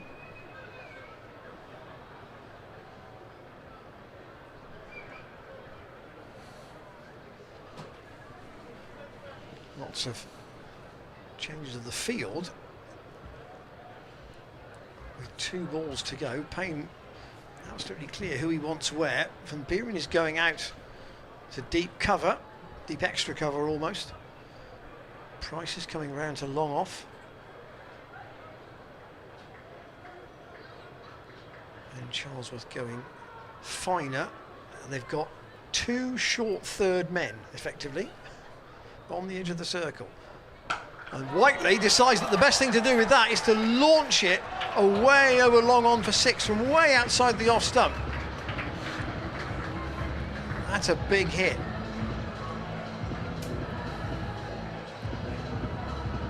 And he's played an invaluable innings here for his team, but I think, by the look on Dan Whiting's face, I think he feels again too much room for him to play the shot. They've obviously got a plan to him that's not working. He's pumped them now for, what, 3 6s and 4 4s with balls miles outside the off stump rather than cramping him up for room. Here is the last ball. And it's a thick inside edge. They'll take 1. They won't be any hope of a second. And Hampshire will get to 158 for 7 on that pitch. And with their experience, they are in the game. With that, Whiteley finishes on 41 not out. He, I say masterminded, he orchestrated to some degree the second half of that Hampshire innings. Albert making 36, Weatherly 37, and Whiteley's 40 coming from 24 balls with 2 6s, including that one in the last over. Yeah, I think Gloucestershire will be disappointed because they had Hampshire when they wanted them at the end of the 15th over, 102 for 5, and then Hampshire have scored 56 off the last 5 overs on a wicket that, with the ball sticking in it a little bit. I think they'll be disappointed at their execution of the plan to Ross Whiteley, but you know, Gloucestershire, there are some real positives there. And again, it's the youngsters bearing fruit. Ben Wells with that run out, James Vince. How crucial might that be come 9:30 tonight? And Tom Price's catch of Benny Howe. That was just Two good catches from Price, actually. two good catches, but the one off Benny Howe was world class. Bowling figures: David Payne 4 overs bowled and maiden at the start, 1 for 37. Zafika half 3 overs, 1 for 18. Matt Taylor 4 overs, 0 for 29. Graham Van Buren 3 overs, 1 for 22. Tom Smith 4 overs, 3 for 26. Ollie Price 1 over for 9. Tom Price 4 over for 12, 159. So basically 8 and over to win. Perhaps you'd like to refresh your glasses or put the kettle on as appropriate. And we'll see you in about 10 minutes for the Gloucestershire chase of this 159 target.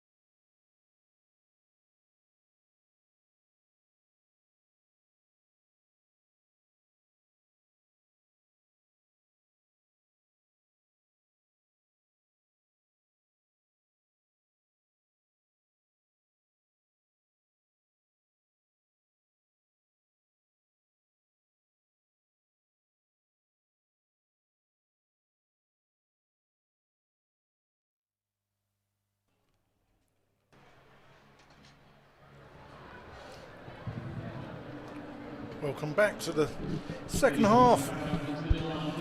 Gloucestershire trying to track down this 158 for 7 that Hampshire have set them. There's a little bit of rain around the ground, a couple of spots are coming down. I think we should be okay, but it wouldn't surprise me if DLS comes into this. Or as our producer James Healy described it, the Vera Duckworth method. Now, I'm no fan of that particular programme, but even I know that it is Vera rather than John. Dan would know who John was. John Duckworth. John Dunworth, sorry. Almost. So, as you can see, the predominance of yellow shirts remain. But this time it's Hampshire in the field. And Chris Wood will open the bowling from the Ashley Down Road end. Ben McDermott is their wicket-keeper. Didn't see much of him with the bat tonight. James Vince just looking skywards. I'm sure we'll be conscious about the DLS situation here. Yeah, they won't want the ball getting wet either. So Wood to Grant Roloffson, who plays the first point defensively on the leg side. Hasn't really yet made a big contribution in a game with the bat, Grant Roloffson. Maybe tonight's his night. High score 34 so far.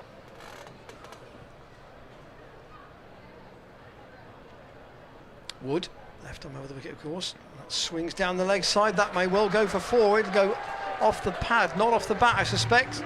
And it dribbles away to the pavilion boundary for 4-leg byes. Gloucestershire will be grateful for anything, whether it's off the bat or not at this stage.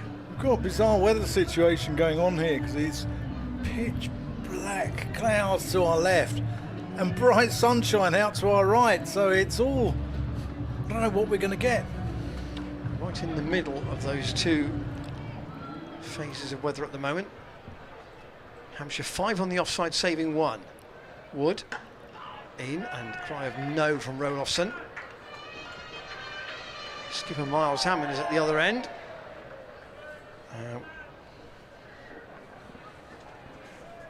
We expect Ben Charlesworth to bat at 3, Ben Wells at 4.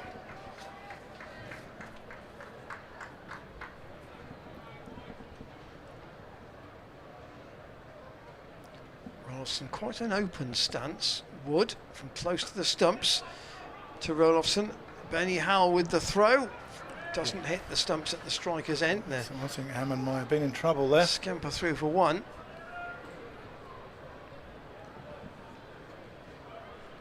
He's quick. He was running his bat in, but there might have been a photo finish, that. Now a change of field for Hampshire. They've pushed Toby Albert out to deep mid-wicket for Hammond, who faces Wood, and it's edged and just dropped short of the man at short third. James Fuller, is he there for the catch? He's probably not, but it almost carried. Yeah, he got a duck in this fixture last year, Miles Hammond, in the one in Bristol, so he'll be looking to atone for that. Target is 159, as you can see, bottom right of your screen. Wood again to Hammond. This is the first over, and Hammond's got that partially through the offside field. There's a chase out towards the boundary at point. There will be 1, and Nathan Ellis's throw allows them to come back for the second run. So 7 off the first over. Gloucestershire started with a maiden off the bat. There was just a leg by in the first over, but they know what they're chasing here. It's 8 and over, give or take. And a word from the skipper to his overseas cohort. And Hampshire, I think, going to use John Turner from the pavilion end. Yeah, he's had a very good blast, hasn't he, John Turner? 22-year-old, born in Joburg. Debut versus Middlesex at Radler. Played just 2 first-class games as well, but he's got 11 wickets. And he was superb against Surrey in that 9-wicket win on Sunday. Took 3 for 17. Here he comes. Holds a heavy ball, doesn't he? He played here in the one-day cup game. Was it 2 years ago, I think? Right. When he was literally just making his way in the team. Is that the day that Charles got 99 not out? I think it was. Here he comes. Past Paul Baldwin, and Rolofson's put that straight up in the air, and Liam Dawson does the rest. And just a complete miscue there from Grant Rolofson. Here we go, let's have a look at it. Doesn't get anything on it. And the ball Shelling just goes. peas for Dawson, that. Yeah. So Turner takes his another wicket in this year's Vitality Blast. We haven't seen Rolofson really get going with the bat, just a single for him tonight. And Ben Wells. Ben Wells who's had a couple of starts, but hasn't really, again, it's been a kind of a tale of Gloucestershire's campaign. I think he's got 3 scores, all in double figures, but hasn't reached 20 yet. So tonight might be a good time for him to press on in that regard. Yeah, Gloucestershire need to be a little bit careful. They don't lose too many wickets in the power play here. That's just played out to Dawson. No run. Yeah, Turner gets very close to the stumps, doesn't he? Yeah, he does. It's quite brisk. See the rain coming in the distance there. So wickets might come into this if DLS comes into it.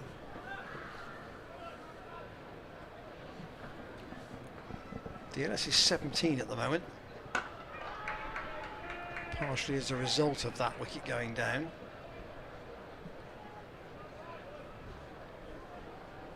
No run there. 16. It's gone down. How's that happened? Still says 17 on the board to our left.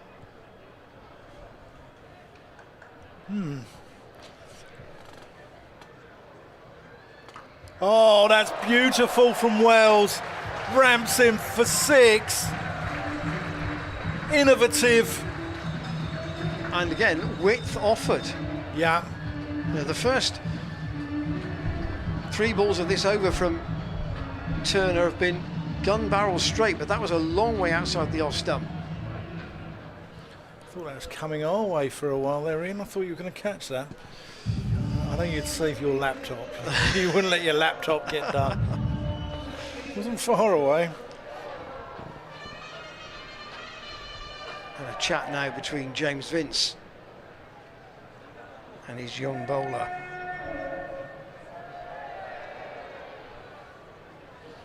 Yeah, no width.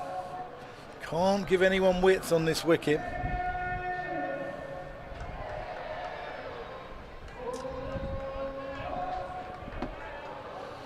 Turner into Wells. Tries it again. Misses it. So 13 for 1 at the end of the second over. Just to give you there's the worm on your screen. That's how the Hampshire score went in the 20 overs. Perhaps the first point to mark is the end of the power play. They were 42 for 2 at the end of the power play. Wood to continue. Dan's looking curiously over the pavilion. It is a bit murky over in the distance. Wood to Hammond, who's pulled that away. He might get 4 for it. Now there's a fielder coming round, and just a single good bit of work in the deep by Whiteley. to one of the longer boundaries, but Whiteley was round pretty quickly. And he's now coming in to point for Wells. So there is a man out at deep square. Chris Wood to Wells, who doesn't go hard at that, just clips it down to fine leg in front of the small scoreboard, and they'll take one. Yeah, I saw Ben Wells get a really good 124. It was against Wiltshire last year he had Cheltenham in the showpiece event for the national counties. Probably still thinks he needs to just... And the umpires here, I think, are going to say they're going to go off because the rain is starting to fall. This had been on one or two of the weather apps. So 2 overs and 2 balls only have been bowled. So with an enforced break, there was bound to be a DLS calculation now. And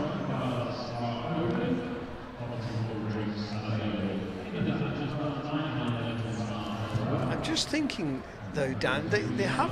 Is there a half an hour leeway in these 6:30 starts so that there's a possibility of still playing the full number of overs in the second innings? Now, in that situation, there would still be an adjustment because there's been an interruption.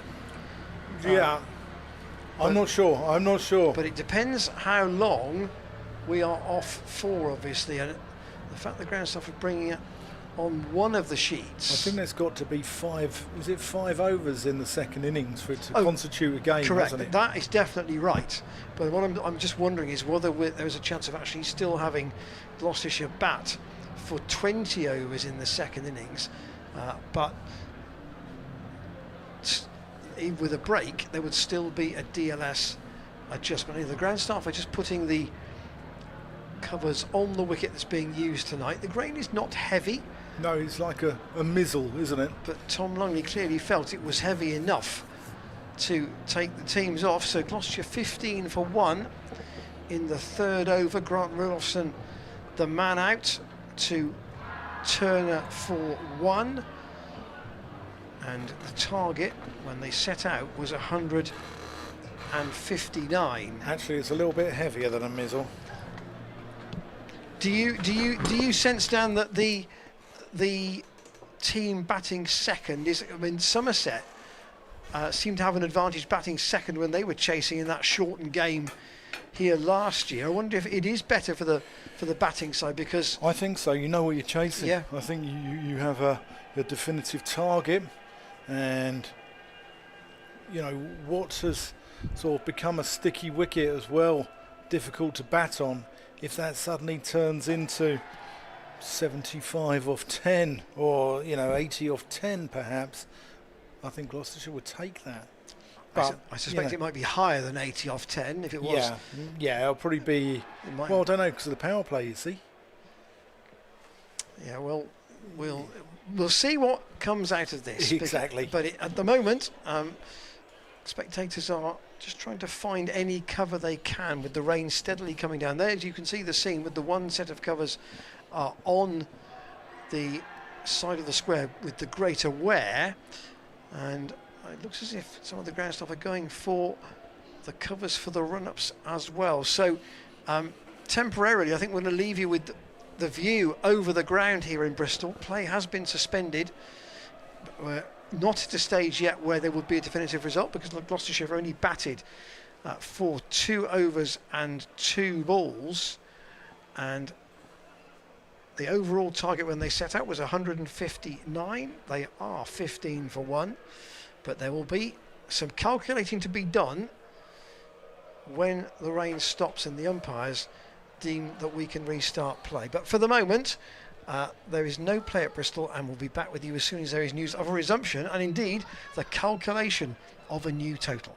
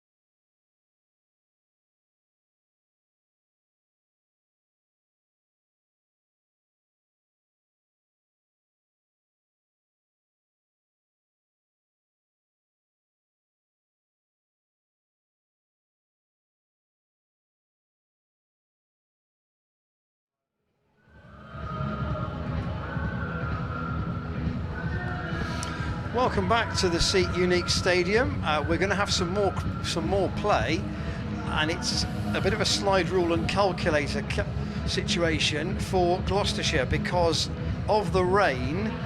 Their innings will be reduced to only 9 overs, and they're going to need to get a total of 84. They are 15 for 1 in the third, so they've got to get 69 down in 6 overs and 4 balls, which feels a lot.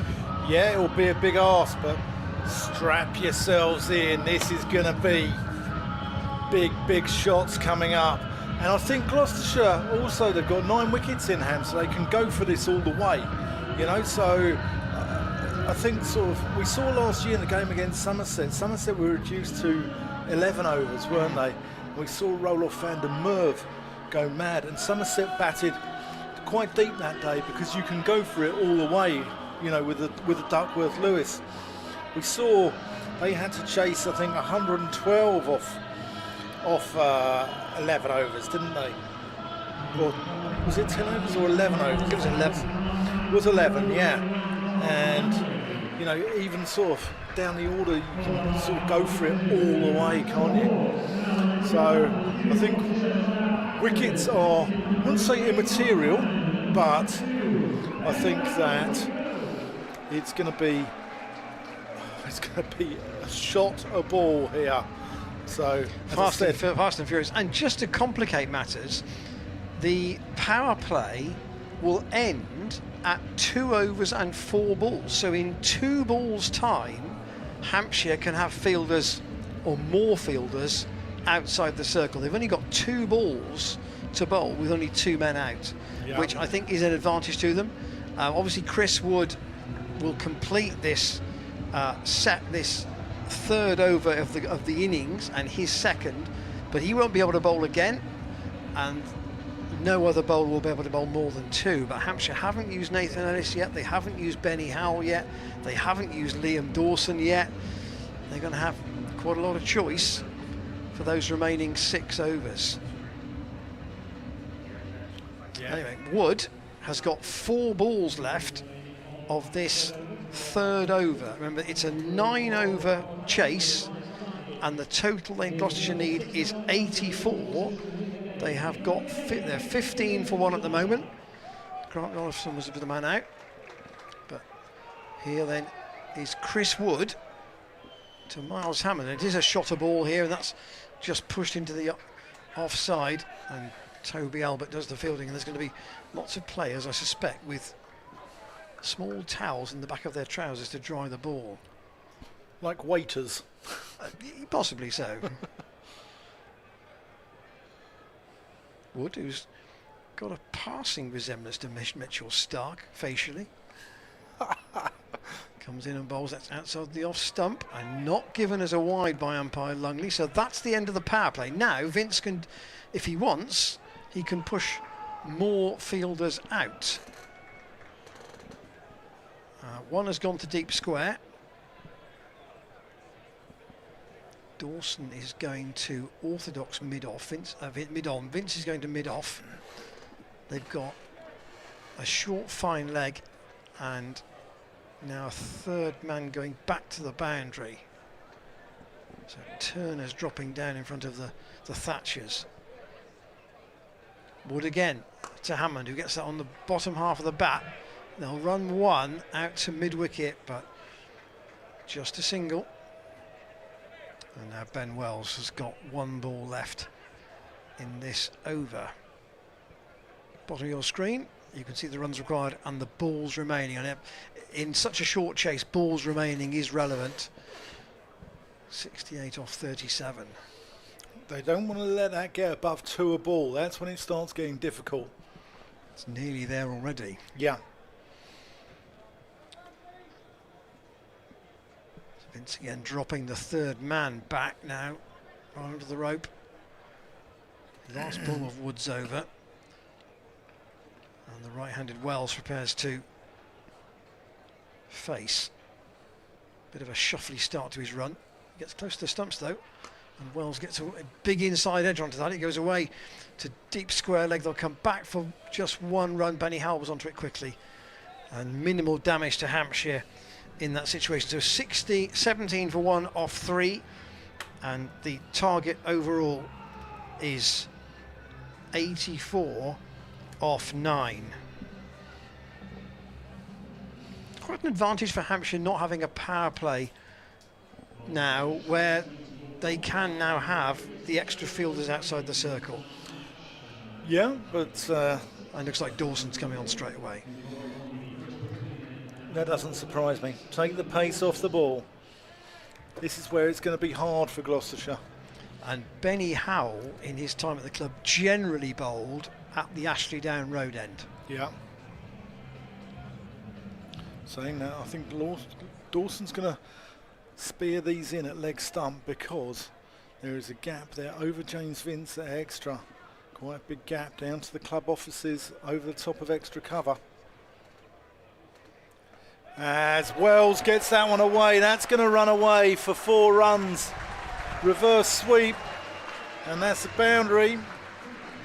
That's woken the crowd up. Yeah, that's what Gloucestershire need, obviously.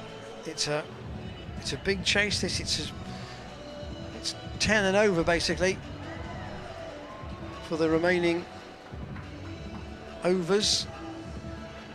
So at least 1 boundary and over required. Just bringing his point even further backwards. Dawson in. Wells goes down the ground.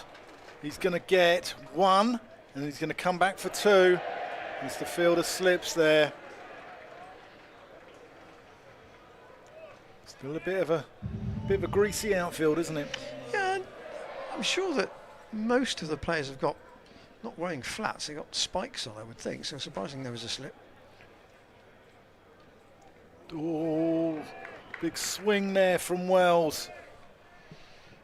Well, that was a slow one from Dawson. He was through the shot very early. McDermott quickly whips the bails off, but Wells stays in his ground.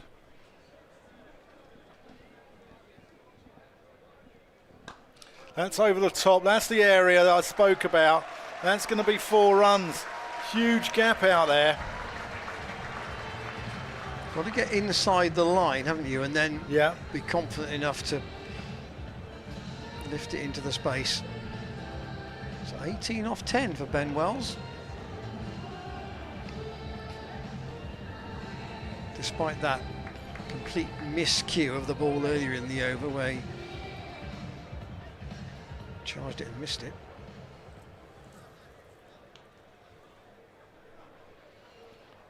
Dawson to Wells. That's over the top again of Vince. Is that going to run away? That plugs a little. Vince is going to get hold of that. And they're going to come back for 3. And Wells gets back. So this is a profitable over here for the hosts. 13 off it already. 1 ball to go.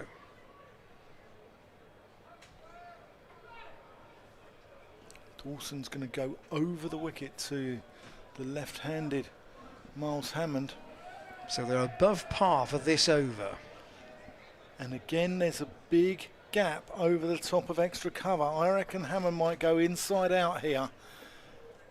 He's got a backward point there, and he's got a long off. He's got 2 men in the ring on the offside. He's got a... In fact, he's putting the man out there. So James Fuller's going back out on the fence. yeah. So mid-off comes up. So now there's a gap over the top of mid-off. Where's Hammond going to go here? And he's hit it straight to mid-off. As Fuller takes the catch, and Hammond, on a hiding to nothing really, holes out to him. Yeah, that was Scott Curry took that catch. He's on as a sub, so I don't know who Hampshire have not brought out to field. But Scott Curry, unless someone's wearing the wrong top, turned around, he saw the number 44, and Hammond is out, and Ben Charlesworth, I think, is coming out at number 4. And that completes the over as well. So 30 for 2 at the end of the 4th. Reminder that Gloucestershire need 54 more. 54. 54 off 5, effectively. And here is Nathan Ellis, who last year bowled really well in the closing overs. Yeah, he's a good bowler. He's got a peculiar sort of stutter in the middle of his run, hasn't he, where he gives it a kick halfway through his run.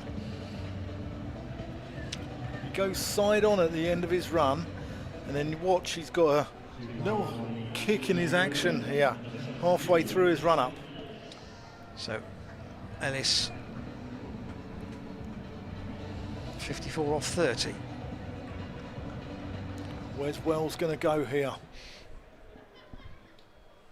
There's the kick Dan was talking about. Way through mid-wicket is the answer. There's only one run there, though. Out to Benny Howell coming in off the boundary.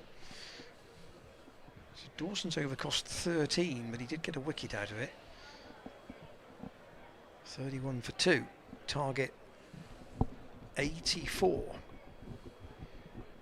But it's a short chase. Vince is dropped back to long on. Charlesworth facing his first ball. That's very full from Ellis. Charlesworth squeezes it out, but there probably isn't two to that side of the ground. It's the marginally shorter boundary.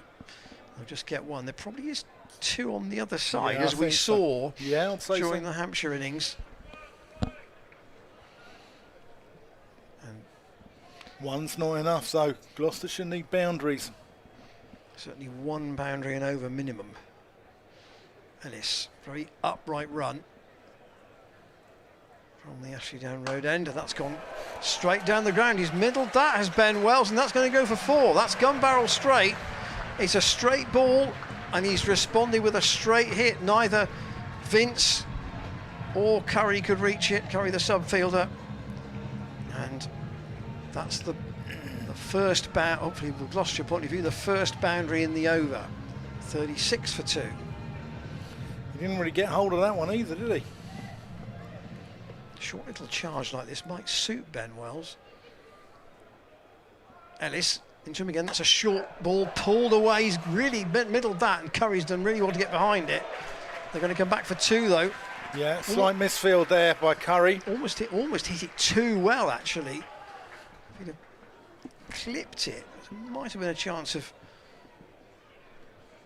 running 2. It looks initially it might be like it might be 1, but Curry at least stopped the boundary. 46 off 26. So they're keeping it below 2 a ball, which is what Dan Whiting has been asking. Ellis turns by the disc at the end of the 30-yard circle. Sprints in. That's a slower ball, and Wells didn't read it. Out comes the towel. No EFL football rules about drying the ball. Can't have a dry towel for the ball. That's not the way in cricket. That's going to be the way in the football from the new season. Isn't that for long throws and stuff? I believe that's the rule. Yep. You can't have a not being allowed to. See, it's educational working with you, and it really is. It's an education. Ellis from the Ashley Down Road, and again a slower ball once more. That's 2, and Wells hasn't read either of them. So a good finish to the over from a Hampshire perspective. It cost 8, but that's 38 for 2 off 5. Remember, it's only a 9-over chase, and Dawson is going to bowl his second over that he's allowed, and it's 46 off 4. Curry's going off for Hampshire.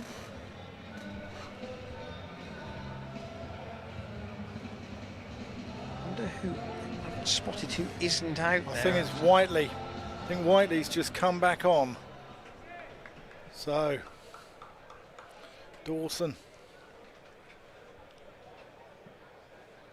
to Charlesworth, who smashes that one. He's going to get... Oh, that's a great bit of work down there. Nathan Ellis doing the fielding. Charlesworth comes back for 2. Not the prettiest of shots.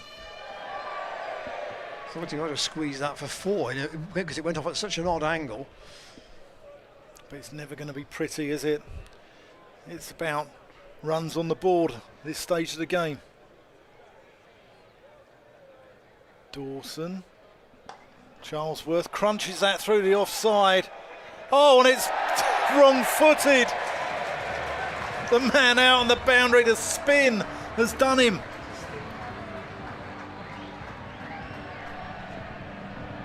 Gone beyond the ball. It's span back, it's a cut, and the spin did him. Can't see who that is out there. But that is... Boundaries are the currency here at the Seat Unique. That might have been Whiteley, actually. No, Whiteley's down here at short fine. Oh, and that's going to be 4 runs probably. It's running away down here. Yes, it goes for 4. The Seat Unique's on fire. 2 important boundaries. Neither the greatest shot, truthfully. Actually, it's Weatherly down here. I think you're right. I think it is Whiteley down there. John Turner was the vain chaser for that last one. And actually knocked it over the rope inadvertently. Dawson into Charlesworth. That's got Miles. That's for 6. He's gone into the car park. Ben Charlesworth. That brings up the 50. Profitable over this. Charlesworth gone to 17 pretty quickly. That was the cleanest hit of the 3. Yeah, certainly was.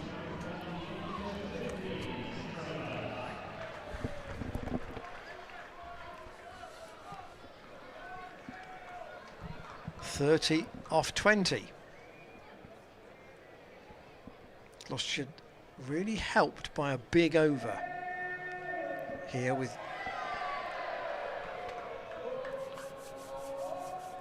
16 off it at the moment. Dawson's going to come around the wicket. Still 16 off it and 2 balls to go. Reverse sweep. Dawson's pleading with the umpire for the LBW. Doesn't get it. Let's have a look at this again. It's got to be close. Is it pitched outside his leg stump? No. It's going down. It's missing off stump. Dawson going back over the wicket as that is gone for a single. I think it's a bye, actually. Yes, it is a bye. It's a mis-stumping. Yeah, definitely that. Yeah, it's a mis-stumping. And they get... Charlesworth retains the strike. So 17 off that over. And that's the end of Liam Dawson. He's gone 2 overs, 1 for 29.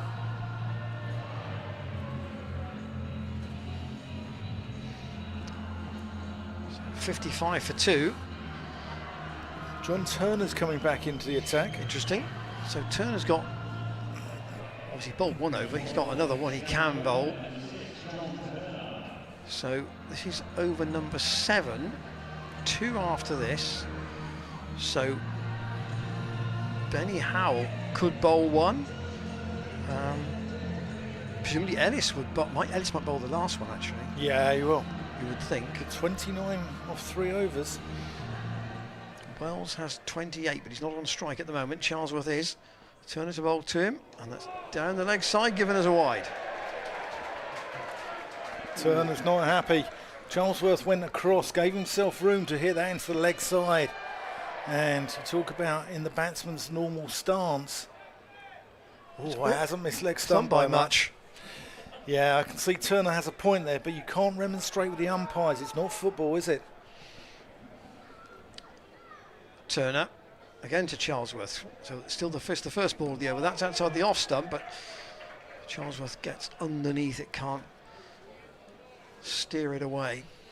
Bat on ball here is key. Bat on ball is key. 28 off 17. So in Dan's maths, we're about Gloucestershire about 3 balls in hand here on the tour ball facet. Turner to Charlesworth. Down the ground, that's a good clean hit. Will it go for 6? It will. This is where a short chase can favour the batting team. And the risk of losing wickets is almost taken away. And the freedom to strike a clean ball is very much there. And Charlesworth has taken that up. That's his second maximum. Turner to bowl to him. It's short, and it's a Hoik attempted into the mound, stand at mid-wicket, which Charlesworth misses. Charlesworth doesn't miss that shot very much. He's very strong on that short arm pull through the leg side. Gloucestershire now favourites, I would say. 22 or 15. Especially with 2 players in who have at least had a few sighters and got a few out of the middle. Turner to Charlesworth again, and we've missed that one too.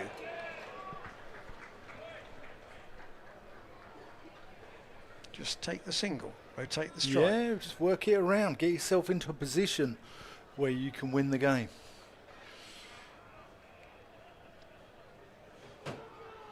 So there's plenty of 2s out here. Yeah, a little bit surprised Turner was brought back, but he's had a good tournament, as Dan said. Charlesworth waits for him again. Tries to play the reverse scoop, and he's done it really well. It's going to go for 4. Stepped outside the off stump, saw the length ball coming, and scooped it away down the leg side, very fine to the pavilion boundary. And suddenly that target is getting much closer. 66 for 2. Still 2 full overs to go. This place is rocking. Look at the mound stand. Fans in there enjoying themselves.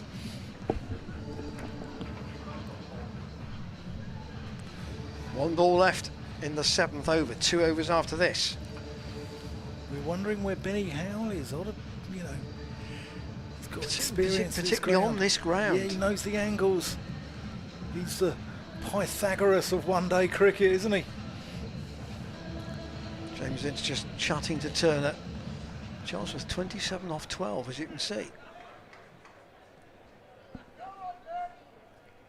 Turner to bowl to Charlesworth again. That's short. He's tried to ramp it again, but hasn't got a touch. So 2 overs left. Now, what do Hampshire do? Do they bowl Ellis now? No, they're going to bowl Benny Howell. So 2 overs to go. Bit of a thankless task, really, being brought on in this situation, but Benny Howell will know all about bowling on this ground, what's necessary. But the target is only 18 off 2 overs. Sweet Carolines are rolling around the seat unique.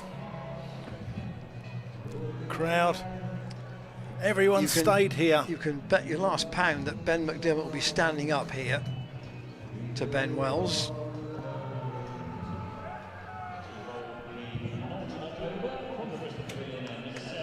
So it's the Ben and Ben show. Yeah. Benny Howell to Ben Wells with Ben McDermott standing up. Benny Howells comes in past umpire Paul Baldwin as when Wells ramps out and it goes for 6 off a top edge.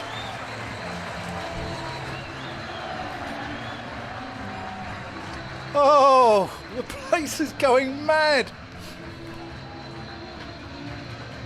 This is against the form book, Dan. We have to say this. It certainly is. And this blows open that 4th place spot as well. Yeah, and it's the short chase that's done it, I think. Yeah.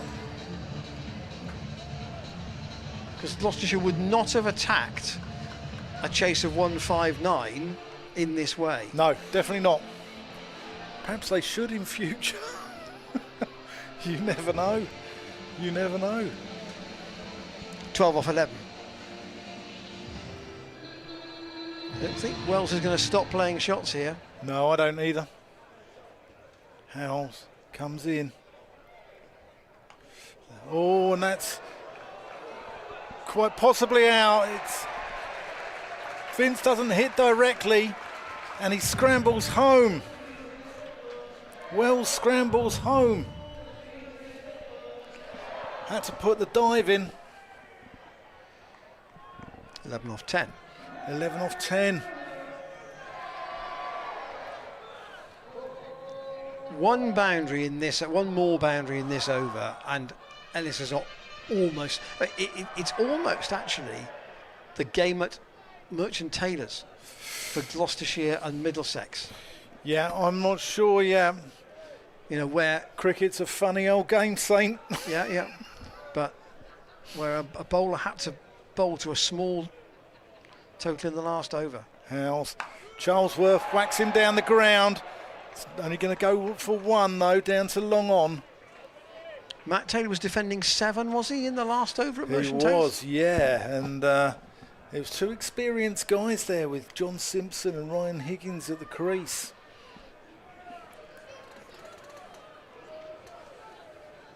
Hampshire look a bit deflated. Yeah, they do. They're putting.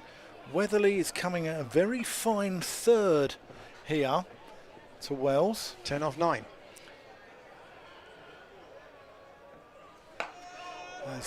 That has gone into the gap. They're going to get 2. They're going to come back for 2. Charlesworth's quick, and they get home. Gloucestershire crowd haven't had much to cheer about this season. Could that change tonight? Now it's down to a run of ball. No need for histrionics. I think these guys might just continue playing the same way.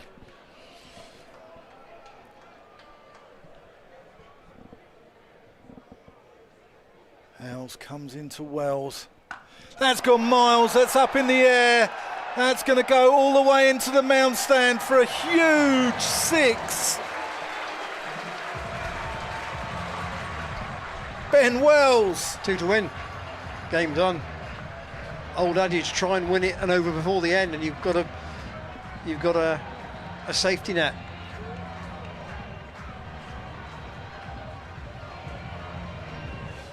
Field's coming in now. Howell was looking for that block hold. Couldn't quite find it, could he? 43 off 20 for Ben Wells.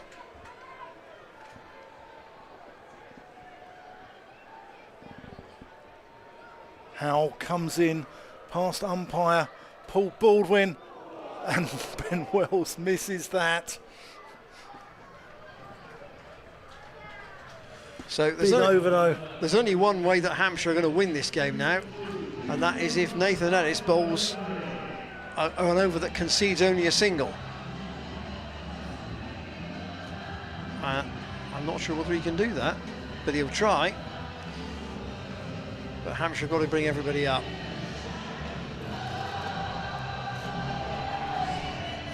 Listen to this place, it's rocking. Not quite halfway there, but almost there. In fact, it's the nub of that. But these two have done a good recovery job, to be fair. 16 off that Benny Howell over, and Gloucestershire, when set, 84 in 9 overs and being 15 for 1. So Nathan Ellis to bowl, 2 required. Ben Charlesworth is on the strike.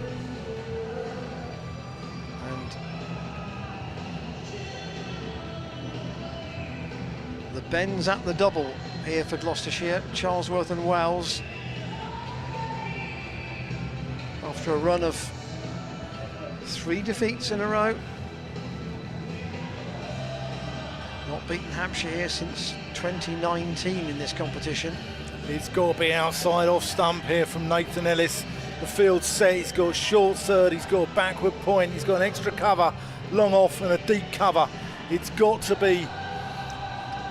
He bowled 2 balls at the end of the last over, which both beat the batsman because of their variation in pace. Has he got 6 of those in his locker? Ellis to Charlesworth. A dab and a single, and Gloucestershire can't lose now. Very simply done. It's intelligent cricket. It's cool cricket, that. Yeah, intelligent cricket. Don't try and smash it over the top, just take the one. Scores level. So Ellis has got nowhere to go here. Hampshire literally with a ring, no slip. Vince has gone to short extra cover. Basically everybody else is on the one inside the circle. Alistair Wells, will he finish it in the grand manner? Well, he won't. It's a no ball. And Gloucestershire win, because that is adjudged to be a no ball by Tom Longley. And in a rather anticlimactic way, there isn't a big hit to finish it with, but a call for a no ball, and Gloucestershire have won by 8 wickets. And the Major from 40 Towers is not happy. Ben Wells and Ben Charlesworth with a blitz of a partnership, having lost Miles Hammond when the score was on 30. They put together a stand worth 55 to win the game, and it was a testing chase at more than 10 and over, but they've managed it. Dawson 2 overs for 29, Benny Howells 1 over cost 16, John Turner 2 overs for 17, and despite Wood and Ellis bowling economically, the damage was done elsewhere, and Gloucestershire up to 4 wins in this T20 blast. Yeah, and what this does as well is Hampshire were sitting in 4th place. They'll still be in 4th place, but this blows open the group wide open, doesn't it, for Glamorgan now to nick that 4th place spot. And they've lost tonight at the Oval against Surrey by 81 runs, so that will be a big impact on their run rate. They're still playing at Hove in the game between Sussex and Kent.